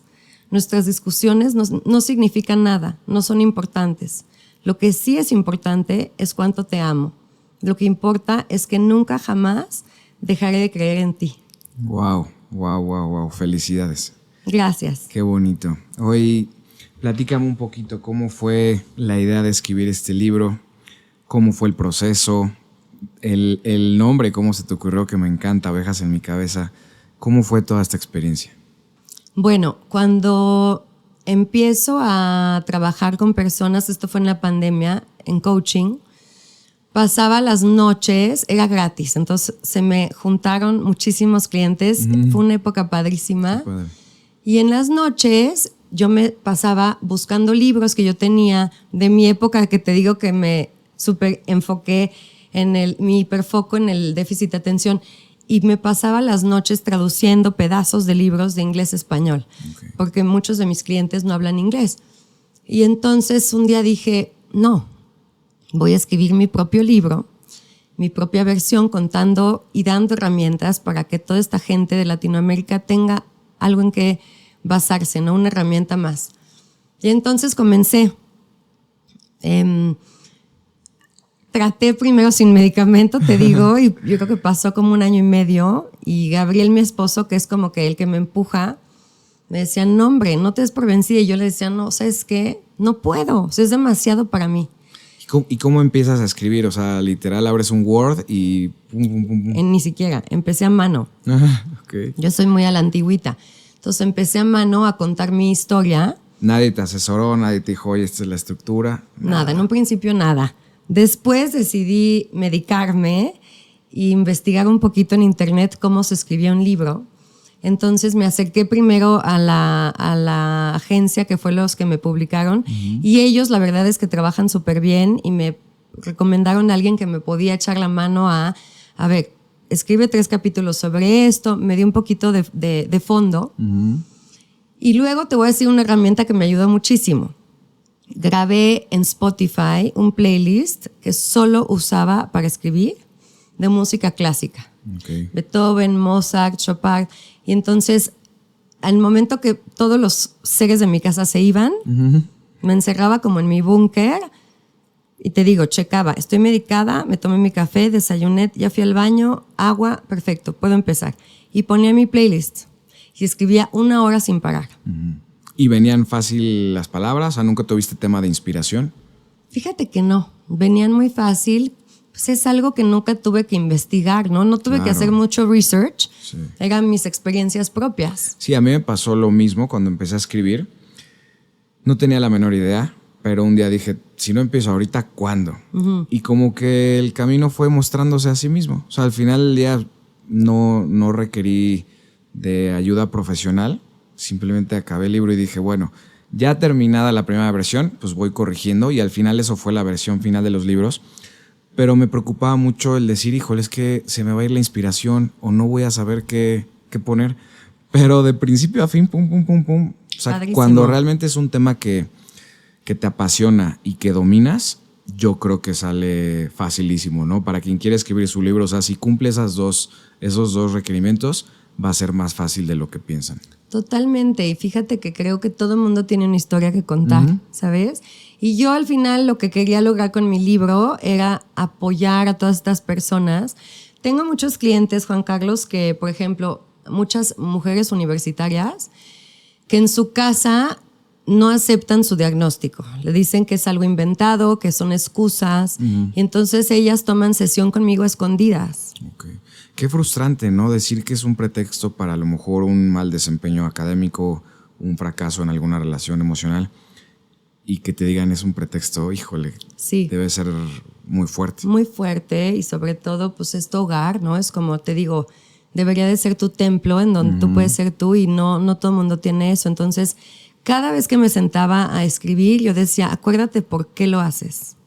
Y era nomás compartir mi historia y mi conocimiento para que todas esas personas se sintieran escuchadas y apoyadas, ¿no? Y entonces así fue como creé también mi foro de WhatsApp. Tengo un foro de WhatsApp, yo les llamo La Tribu, siento que somos una tribu de neurodivergentes. Y me subo, les doy herramientas, nos juntamos a veces en vivo a platicar, a contar cuál fue tu TDAHada de la semana, ¿no? Siempre hay alguien que tiene algo que aportar, que beneficia a los demás. Y termino siempre esas sesiones dándoles una herramienta importante. Okay. Entonces, pues ha sido muy padre. ¿Podrías darnos alguna herramienta que se te ocurra que en algún momento hayas dejado? Sí, una que cambió mi vida, que me acuerda cuando estaban mis 4 hijos en el ojo del huracán. Tu día debe de comenzar la noche anterior. Entonces, como mamá, papá, mochilas listas, tarea adentro de la mochila, porque de nada sirve que la hagas y la dejes en su escritorio, ¿no? Que es muy común. Entonces, como, niños, vamos a preparar el día para mañana. Entonces, los 4, que hay una diferencia de edad grande, mochila lista, uniforme listo, o la ropa que vayan a usar. En el caso de mis hijos había uniforme, termos de agua llenos al lado de la mochila, y todas las mochilas en la puerta. O sea, de que no hay nada de que me subí al coche y a la mitad del camino, mamá, dejé mi mochila. No. Entonces, todo eso. Y yo te voy a decir, la mesa del desayuno la ponía la noche anterior. El mantelito, sacaba todo lo que no se iba a echar a perder y lo tenía todo listo. Sacaba mi ropa, preparaba mis papeles. O sea, todo lo que puedas adelantarle a la crisis de la mañana, hay que hacerlo. Como mamá o papá, el que se despierte temprano, despertarte media hora antes para centrarte, quizás tomarte tus electrolitos y tu café y estar en un buen lugar. Que no te agarren las prisas, porque recuerda que si la ansiedad sube, las características del déficit de atención aumentan. Entonces pierdes las llaves, pierdes el coche, pierdes la mochila. Entonces, esta es una herramienta que a los papás creo que les ayuda muchísimo. 100%. Nosotros lo aplicamos en casa porque no nos gusta andar corriendo. O sea, ese es como que es una emoción que no me gusta. A mí tampoco. Corriendo. Entonces, nos levantamos súper temprano. Diana, mi esposa, es súper madrugadora, se levanta a hacer ejercicio muy temprano. Y yo me levanto a las 6, pero me levanto con toda la intención de no hacer nada. O sea, me tomo mi cafecito, me pongo a rezar, leo la Biblia. Y digo, así quiero empezar mi mañana. Porque si me levanto a las 7 con mis hijas, empieza el caos total. Y en cambio ahorita a las 7 se levantan las niñas, pero ya están los lunch, ya está el uniforme afuera. Lo único que se hago al momento es el desayuno, pero ya es como que el único reto de la mañana. Y las niñas se van con calma. Todavía esperamos el camión la gran mayoría de las veces. Digo, hay veces que sí llegamos y el camión casi yéndose. Sí. Pero la gran mayoría de las mañanas todavía podemos estar un ratito tranquilos o esperamos el camión allá afuera. Entonces creo que, híjole, es una gran herramienta que la gente no dimensiona cómo podría cambiar la calidad de su vida. Totalmente. Y te digo una cosa, Juan Carlos, no hay nada como para la vida de un niño entrar a su clase en calma. Sí. En vez de gritos, sombrerazos, o sea, porque la mañana con cualquier niño es complicada, puede ser complicada, pero cuando son niños neurodivergentes es bien difícil, las transiciones son bien difíciles. Sí. Despertarlos, no para todos, porque por ejemplo yo siempre he sido madrugadora, nunca he tenido bronca para despertarme, pero es muy común que les cueste trabajo la mañana. La toma de decisiones de qué me pongo también es un tema. Sí. Entonces yo siempre les digo, cuando hay un patrón de caos, adelántate a ese caos, siempre. Te voy a dar un ejemplo. Cuando yo me mudo a Miami, ya te imaginarás el calor de agosto cuando mis hijos entraron al colegio. Y yo traté de llevar una vida igual que en México, ¿no? O sea, vamos, corran, vístense. Era caos mi vida en la mañana porque yo no usaba esta herramienta. Y no hay camión. Okay. Entonces me tengo que subir al coche y llevar a todos los niños al colegio, ¿no? Gracias a Dios iban todos al mismo colegio. Pero cuando los recogía, Juan Carlos, ya hacía un calor de que te quieres morir. Me estacionaba lejos porque se me hacía tarde. Me tenía que bajar y ir por los niños. Los grandes sobrevivían, pero los chiquitos, Silvana tenía 3 años. Salía del colegio empapada en sudor, muerta de hambre, con sed, sobreestimulada. Y yo, ¿cómo te fue? ¿Qué hiciste? ¿Con quién comiste? Y los niños, hasta aquí de estar hablando, no querían nada. Cuando me di cuenta que había un patrón en la recogida de mis hijos, cambié mi dinámica al 100.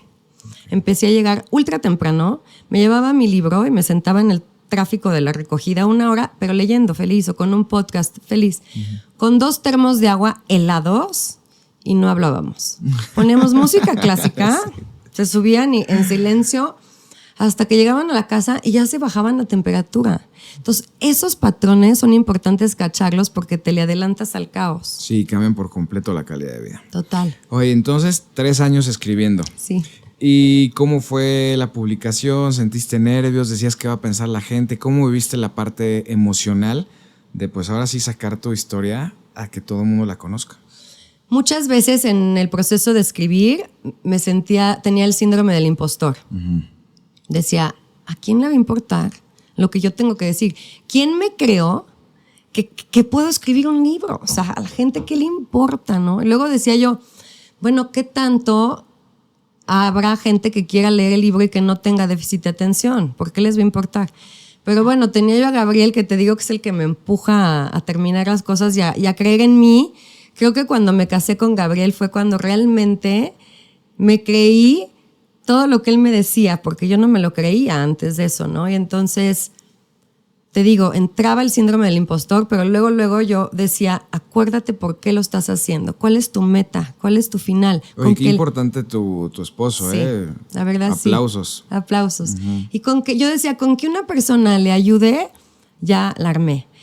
Entonces, bueno, cuando finalmente lo termino, me dio muchísimo nervio, la verdad. Tuve que, antes de publicarlo, hablar con mi ex marido, porque pues hay un capítulo entero de él en donde lo desnudo, ¿no? ¿Él no sabía? Creo que no. Hasta que ya estaba terminado el libro. No se me había ocurrido que tenía yo que consultarlo. Entonces, los de Barker, que son los que me publicaron, me dijeron, oye, pero ¿tienes el sí de este señor? Y yo, pues no. Entonces me subí a un avión, vine a México, me senté frente a él y le enseñé el capítulo.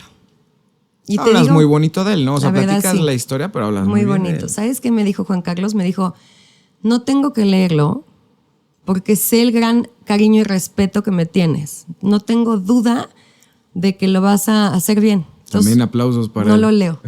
Y yo, ¡perfecta! Entonces lo publiqué y la verdad es que he tenido muy bonito resultado. A las personas les ha tocado el corazón. Creo que está escrito de una manera muy sencilla. Sí. Me dice la gente, es como si me lo estuvieras platicando. Justo me gustan ese tipo de libros que no van en lo académico, en explicarte a profundidad los problemas, sino en cómo se viven esos problemas de una persona común y corriente que tiene el corazón en la mano para contártelo, ¿no? Totalmente. Entonces, te dije que yo lo leí como en 2 días. Gracias, gracias. Pues sí, esa era la idea, pero también siento que mi tipo de mente no tendría yo otra forma de escribir, ¿sabes? Sí, aunque quisiera cuando me dicen, qué bonito lo escribiste, yo así como, pues es lo que hay, ¿no? No se me hubiera ocurrido otra opción. Entonces, pero estoy contenta de que lo terminé, de un logro. Con mi hija Silvana, que es la menor, últimamente ella me dice, ma, pero si esta amiga mía está tan bonita, ¿por qué tiene tan bajo autoestima? Y le digo, mi vida, el autoestima no viene del físico. Claro. Viene de lograr metas que tú te vas poniendo en la vida y las vas completando. Entonces, para mí este libro es como voltear hacia atrás y demostrarle a todas esas personas que me dijeron que no podía, es como de, me compruebo a mí mismo que sí pude, ¿no? Claro, y regresando a lo que te dijo tu hija, es algo común en personas que a lo mejor son físicamente atractivas, que tienen baja autoestima. Muy común. Y que incluso a veces sienten que, pues sí, lo único por lo que valgo es mi físico y se va a terminar. Entonces terminan con problemas graves de autoestima, de ansiedad. Todo por eso. Totalmente de acuerdo. Entonces está padre para mí poderle demostrar también a mis hijos esto, ¿no? Okay. ¿El título ya lo tenías cuando ibas a empezar a escribir o surgió después? Surgió después. Okay. Surgió después platicando con una amiga muy querida, que de hecho fue la fotógrafa de la portada. Ella es una artista. Sí, es una artista amiga mía de toda la vida. Crecimos juntas. Y ella vive con déficit de atención. Okay. Y yo me la vivo molestándola de que le digo, ya te salió tu TDAHada, ¿no? Y platicando un día con ella, le dije, ¿cómo es para ti si tuvieras que describirlo? Y me dijo, es como un zumbido en la cabeza, como que siempre hay ruido. Y dije, claro, un zumbido como una abeja, es como tener abejas en la cabeza, ¿no? Wow. Sí. No, pues le quedó como anillo al dedo. Gracias. Oye, platícame de tu documental. Ese apenas lo voy a ver, pero me llamó la atención que hay mucha gente súper famosa. Sí, fíjate que nuevamente voy para atrás en mi película de vida. Veo un documental, Juan Carlos, en HBO, obviamente americano, que dije, wow. Y me quedo frustrada porque mis clientes no lo pueden entender. Entonces, claro, le puedes poner subtítulos, pero no es lo mismo. ¿Cómo se llama? The Outsiders, algo así. Te lo mando. Pero está en HBO. Ay, no me puedo acordar. Algo así como The Outsiders, pero no me acuerdo bien. Pero bueno, me impactó tanto. Senté a mis hijos a que lo vieran. Y dije, yo quiero que mi tribu tenga algo así. Y entonces vuelvo con Gabriel porque esta fue una conversación que tuvimos en una vacación. Le dije, me encantaría que mi tribu pudiera tener esto. Y me dijo, hazlo. Y yo, bueno, algún día lo voy a hacer. Y un día Gabriel llegó y me dijo, ¿qué crees? Tienes una llamada hoy con esta casa productora y vas a lanzar tu documental. Y yo, no, pero espérate, ¿no? No era en serio. Y entonces me empujó y dije, bueno, mi primer personas a las que les puedo pedir que salgan son pues mi hija, Alexandra, y mi ex esposo, Billy. Y luego de ahí, yo en mi tribu tenía a Gabo Carrillo, que es un life coach tipazo, vive en Cancún. Le dije, ¿qué onda? ¿Le entras? Me dijo, claro. ¿Qué tengo que hacer? Le dije, nada, mando al equipo a Cancún a filmarte. Y luego yo tuve la suerte de tener una relación cercana con Omar y con Lucy Chaparro, porque hace 1000 años tomamos un curso juntos, de muchos años. Y entonces me atreví a otra vez buscarlos y pedirles si estaban interesados en participar. ¿Lucy es su esposa? Es la esposa. Okay. Y su hijo también vive con déficit de atención, entonces es una perspectiva como de una mamá, ¿no? Y luego hay una mamá que te parte el corazón, que se llama Daniela, que tiene un hijo. En ese entonces su hijo tendría unos 10 años. Y ella cuenta su historia como mamá, pero con mucho dolor, como su hijo pasaba los recreos castigado dentro del salón porque nunca terminaba el trabajo a tiempo, ¿no? Y llega la pandemia y ella se convierte en la maestra, y ahí es cuando se da cuenta de que hay un grave problema con su hijo. Okay. Entonces, bueno, así se fue formando el documental. ¿Cuánto tiempo tomó de producción? Yo creo que como 1 año. Ay, qué padre. Pues hay que verlo. ¿Cómo se llama? Los Alborotados. Okay. Y lo puse en mi canal de YouTube para que lo pudiera ver quien lo necesitara, ¿sabes? Esto no es con fin de lucro. Los Alborotados. Sí. Está bueno. Sí. Qué bien. Oye, ¿te parece bien si antes de empezar con el cierre regresamos un poquito al tema de los niños? Porque creo que va a ser algo muy valioso para nuestra comunidad de superpapás que pueden sospechar que a lo mejor sus hijos tienen esta condición. ¿Cuáles serían las señales claras que tú como especialista dirías hay que checarlo? Mira, creo que te voy a decir las más típicas de los niños. Que les des una indicación y que no la puedan seguir. Por ejemplo, ve a tu cuarto. Si les das una indicación de una cosa es muy fácil. Tráeme la pluma de tu cajón, te la traen. Pero si se las aumento, tráeme la pluma, la chamarra y guarda tus zapatos. Muy sencillo. Probablemente te logren una, pero las otras es como, ¿qué era? ¿Qué me habías dicho? Los niños es muy común que interrumpan. Okay. Estos niños les cuesta mucho trabajo guardar su turno, esperar su turno. Mis hijas, me estás escribiendo a mis hijas. Y entonces interrumpen, entonces se meten en problemas, que era mi caso, ¿no? La maestra decía, levante la mano, ¿quién? Y yo no me podía levantar la mano, yo gritaba la respuesta, ¿no? Son niños muy olvidadizos, entonces pierden siempre algo, olvidan la mochila. Digo, mis hijos era caso extremo de perdí un tenis, uno. Sí. Regresé del colegio con un tenis. Sí. Eso también es muy común. Y que me imagino que esto es algo que sea repetitivo, ¿no? O sea, claro, no es que sea en un momento, ¿no? Sí. Mira, yo digo un ejemplo que es muy burdo y perdón a la comunidad de Juan Carlos, pero yo digo este ejemplo. Todos los seres humanos hacemos pipí, todos. Pero si en un día haces pipí 300 veces, hay un problema. Claro. Entonces, todos somos olvidadizos. Sí. Todos en algún momento olvidamos las llaves, pero si te pasa constantemente, ahí hay un problema. Entonces, ahí es un poquito como ser muy observador y detective. Les digo yo a los papás que se pongan la gorra de detective y que realmente observan y casi que anoten, ¿no? Lo que notan. Y en el caso de las niñas, te digo, como era el caso de mi hija, si tienes una alumna o una hija que te está viendo a los ojos, está haciendo así y le preguntas qué dije y no tiene ni idea, pues ahí hay un temita, ¿no? Okay. Que si se repite, obviamente, ahí hay algo que vale la pena escarbarle detrás de la mampara. ¿Y algo relacionado a la escuela? O sea, de repente malas calificaciones. ¿Hay algo determinante en el desempeño escolar? Por lo regular sí, pero es por la falta de enfoque.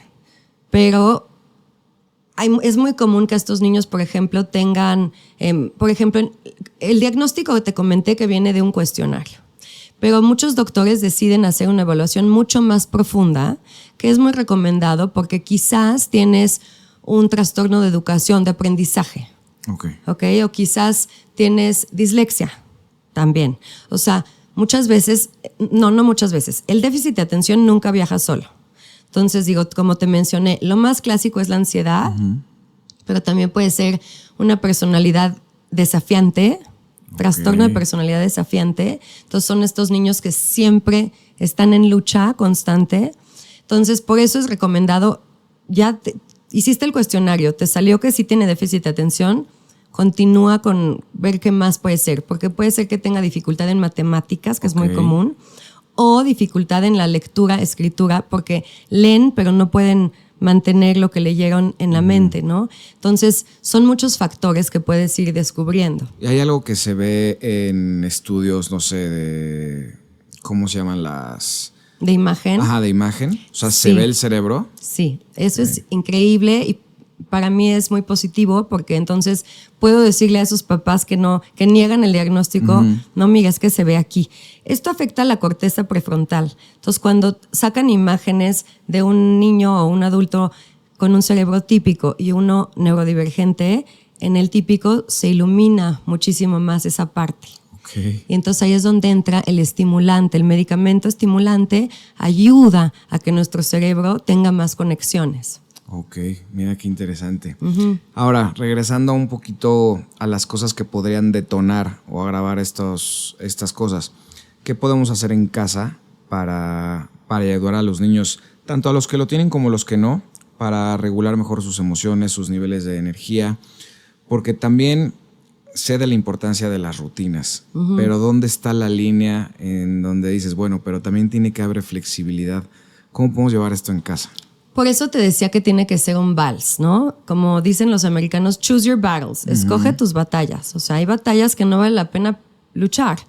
Y hay otras que sí, por ejemplo, como te mencioné, también viene de la mano con un tema sensorial, el déficit de atención, ¿no? Entonces, los niños que llegan a la comida familiar y la mamá los forza a dar besos, cuando el niño se siente incómodo con ese contacto, esa cercanía, siento que esa es una batalla que no debes de pelear. Y además también por el tema de abuso. Totalmente. ¿No? O sea, estás diciéndole a tu hijo que no tiene ese derecho a prohibir el contacto físico, sea con quien sea. Totalmente. Entonces, esa es una batalla común en México, fíjate. El tema de las mamás, es que para mí es muy importante que salude. Pues sí, pero escoge tus batallas. Quizás sería más importante que se aprenda a regular, ¿no? Emocionalmente. Yo decirle que diga hola. Claro, y buenas se levante tardes. Exacto, creo que eso sí, pero ya decirle, oye, abrazo a todos. Totalmente. Entonces, esos son como cositas que podemos ir mejorando en casa y enfocarte en las que realmente valen la pena. El tema del cuerpo es muy importante porque hace cuenta que yo veo que las personas que viven con déficit de atención nos cuesta trabajo conectar con nuestro cuerpo. Hace cuenta que nuestra mente estamos siempre en el pensamiento, en las ideas y nos cuesta trabajo aterrizar. Sí. Pero es muy importante que desde niños les enseñes a escuchar su cuerpo, porque esto va a cambiar la dinámica de la casa. ¿Por qué? Porque son niños sumamente emocionales. Como te mencioné, hay unos picos emocionales muy fuertes y eso afecta a todo el entorno, a toda la casa, porque desregula a los hermanos y desregula a los papás y entonces el papá se pone histérico o la mamá. Sí, son muchos pleitos. Acabas en gritos. Entonces, tengo yo un video en mi canal de YouTube en donde les digo a los niños que aprendan qué hacer antes de convertirse en Hulk. Porque Hulk no es de la noche a la mañana, abro los ojos y soy Hulk. Es un proceso, Juan Carlos. Si tú te fijas en la transformación, se le rompen los pantalones, luego la camisa, se empieza a poner verde y luego los ojos y entonces ya es el demonio, ¿no? Nos pasa igual. Hay que escuchar nuestro cuerpo. Entonces, les recomiendo a los papás que si van en el coche, les digan a los hijos, me siento súper tenso porque vamos a llegar tarde, porque hay tráfico. Siento la tensión en mi mandíbula o en mis hombros o donde la sientas, pero empezar a comunicarles esto para que ellos lo espejen contigo. ¿Tú dónde sientes tu tensión? Cuando estás nervioso, por lo que sea, porque vas a llegar tarde, porque tienes un examen, ¿dónde lo sientes en tu cuerpo?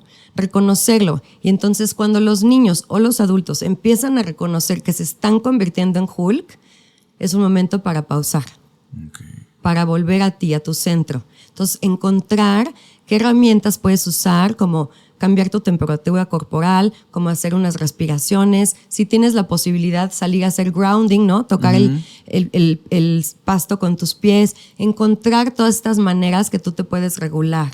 Entonces, va a bajar un poquito el caos alrededor de la casa. Ok. En cuanto a la alimentación, ¿qué muy papel importante. Juega? La alimentación es sumamente importante.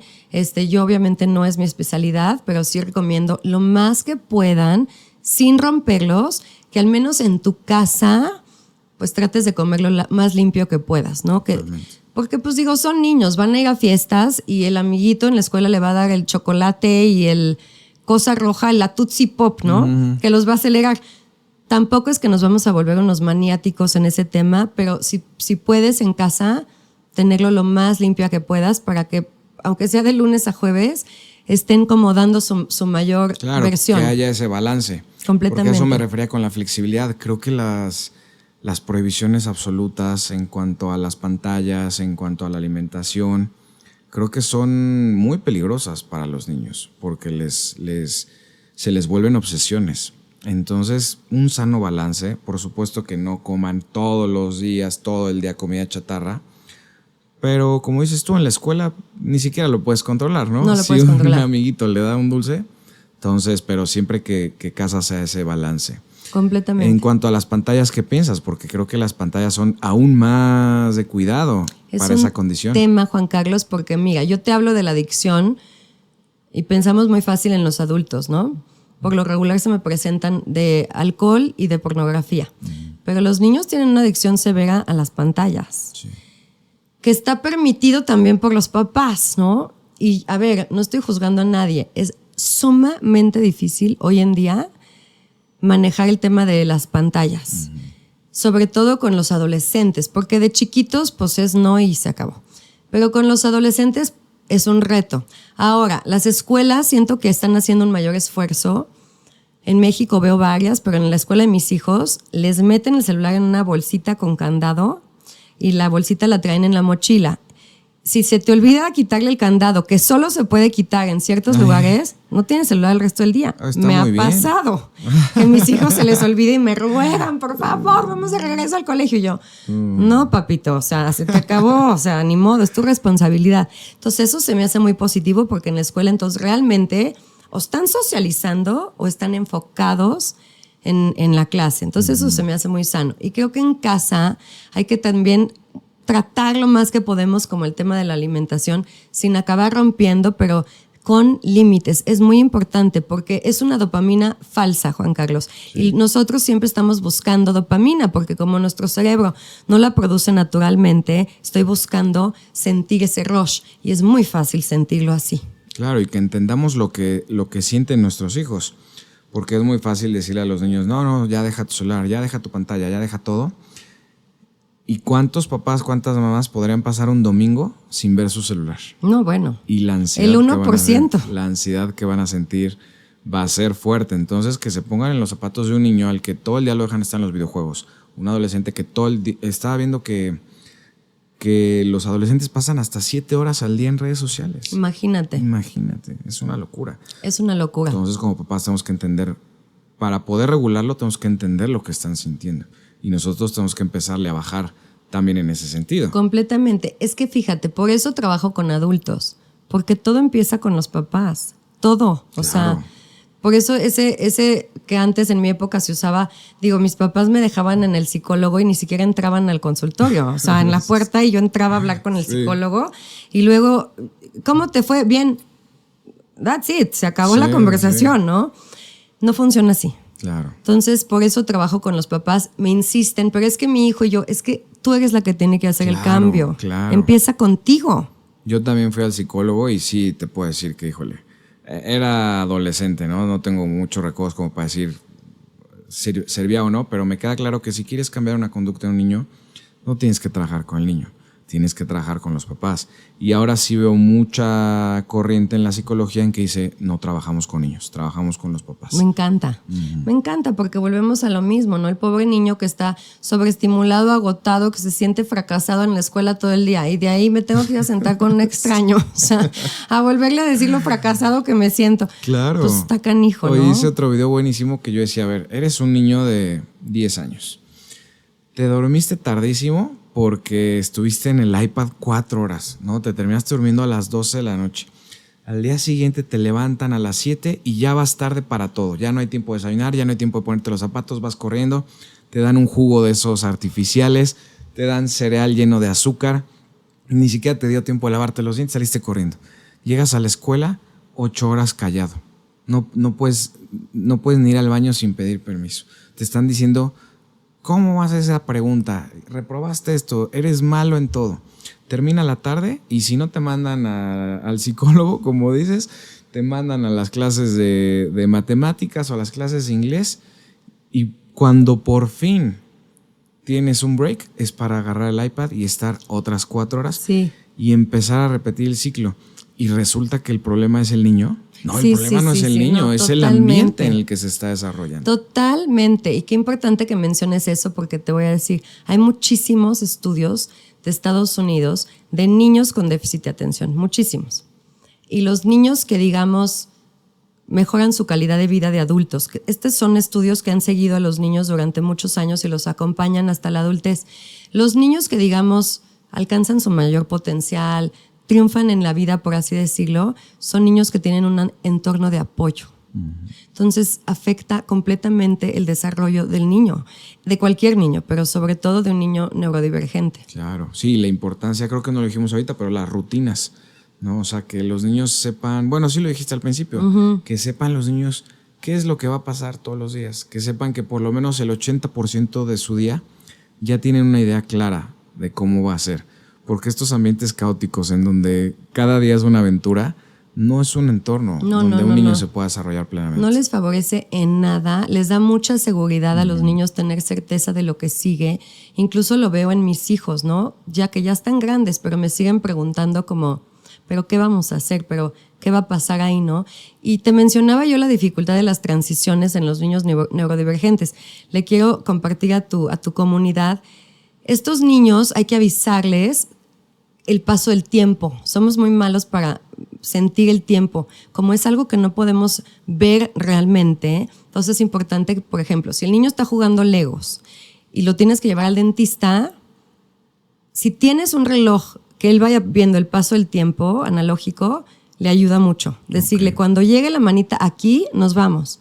O irle avisando. Mi vida, hoy en las 5 de la tarde hay dentista, ¿ok? Puedes jugar Legos, pero te voy a ir avisando cuando ya vas a tener que cambiar de actividad. te queda media hora, ¿ok? En media hora voy a volver a venir. Te quedan 15 minutos, ya te tienes que parar. Y eso mentalmente los ayuda a no aventarse con una reacción enorme que pasa, decirle ya, te apago la tele, vámonos. Sí, sienten el cambio brusquísimo. Sí, es muy duro. Ok, perfecto. Pues Fer, qué gran plática hemos tenido. Gracias. Muchísimas gracias por habernos visitado. ¿Te parece bien si vamos a las recomendaciones de libros? Claro. Bueno, nuevamente, por si alguien no lo vio, Abejas en mi cabeza. ¡Yay! Fernanda Gamboa. Gracias. Un gran libro, de verdad, no te lo digo porque estés aquí. Gracias. Es un muy buen libro. ¿Quieres seguir tú con la siguiente recomendación? Claro. Mi recomendación, que le ayuda a cualquier persona, pero sobre todo a los neurodivergentes, y quien no le guste leer lo puede escuchar en audio, se llama Atomic Habits, del autor James Clear. Perfecto. Sí, también es un libro de referencia. Muy, muy bueno. Sigo yo. El Código del Niño, de Daniel Dick. Me encanta porque habla sobre el aspecto genético, el componente genético de los niños que muchas veces que perdemos de vista. No decimos, bueno, es que yo quiero que mi hijo llegue a saludar a toda la fiesta y mi hijo es, por genética, alguien más retraído, alguien que le cuesta más socializar. Y muchas veces vamos criando en contra de la naturaleza genética de nuestros hijos, ¿no? Entonces te plantea muy bien de conoce a tu hijo, sabe profundo qué tipo de personalidad tiene, qué tipo de emociones tiene, cómo quieres ayudarlo en ese sentido y no vayas criando un niño que no es que no tienes, ¿no? O sea, ser realista, qué tipo de hijo tienes y claro, potencialízalo, pero es mejor potencializar sus cualidades que tratar de rescatar cosas que a lo mejor en las que nunca va a triunfar el niño. Todos somos buenos y malos en algo. Total. Me parece perder el tiempo tratando de rescatar lo malo cuando deberíamos de potencializar lo bueno. Totalmente, y me acuerda al trabajo de Katie Byron, que es mi otro libro que voy a recomendar, pero ella dice, 100% de las veces que pelees con la realidad, vas a perder. Sí, sí, 100%. Entonces, si tú estás peleando y la naturaleza de tu hijo no es esa, vas a perder. Sí, olvídate. Ok, pues ¿cuál es el libro? Ahora sí. Bueno, el libro se llama The Work, de Katie Byron. Mucho de mi trabajo, la menciono en mi libro, está basado en el trabajo de ella. Ella te hace cuestionar tus pensamientos de una manera fantástica. Te hace preguntas. La primera ¿es completamente cierto esto que te estás diciendo? Por lo regular al principio estás muy decidido y dices sí. Ok, ¿lo podrías demostrar en la corte?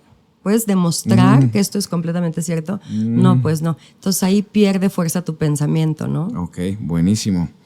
Ahora el último que recomiendo yo, Hábitos para Niños, de Valeria Lozano. Lo he recomendado mucho en mis redes.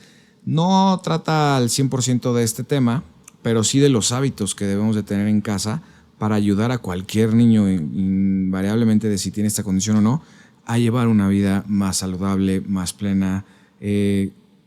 Habla mucho sobre la alimentación, o sea, muchas de las cosas que hablamos aquí, ella lo plasma muy bien en el libro. Lo voy a buscar, padrísimo. Bueno, mi tercer libro, que es una joya, no es muy conocido, se llama What Happened to You? Y los autores son Oprah Winfrey y Dr. Bruce Perry. Básicamente habla de el trauma y las heridas que nos va dejando. Y me encanta que mencionan no es qué te está pasando, es qué te pasó que estás reaccionando de esta manera, ¿no? Okay. Entonces hablan mucho del trauma con T minúscula, porque cuando pensamos en trauma, pensamos en posguerra, en algo muy, muy fuerte, pero hay pequeños traumas con T minúscula que se nos van quedando en el sistema. Suena súper interesante. A ver, pues me quiero despedir con esta frase, a ver si haces un pequeño comentario.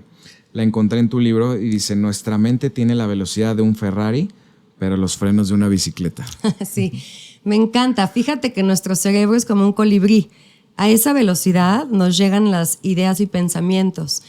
Y entonces estoy lavando los platos, me llega algo más y digo, no le di de comer al perro. Y dejo abierta la llave y le voy a dar de comer al perro. Entonces es muy fácil cambiar de actividad a actividad a actividad o de tema a tema a tema y no puedo frenarme. Ok, perfecto, Fer. Pues muchísimas gracias por esta gran plática. Gracias a ti, me encantó estar aquí. Gracias por una plática tan linda. Gracias por acompañarnos en esta gran plática y por compartir nuestros valores. Antes de irnos, quiero pedirte un pequeño favor. Ayúdanos a llegar a más superpapás compartiendo este episodio, suscribiéndote al canal, dejando un like, un comentario o una reseña. Eso nos ayuda muchísimo. Y para cerrar, recuerda esta gran frase de la Madre Teresa: si quieres cambiar el mundo, ve a tu casa y ama a tu familia. Nos vemos en el próximo episodio.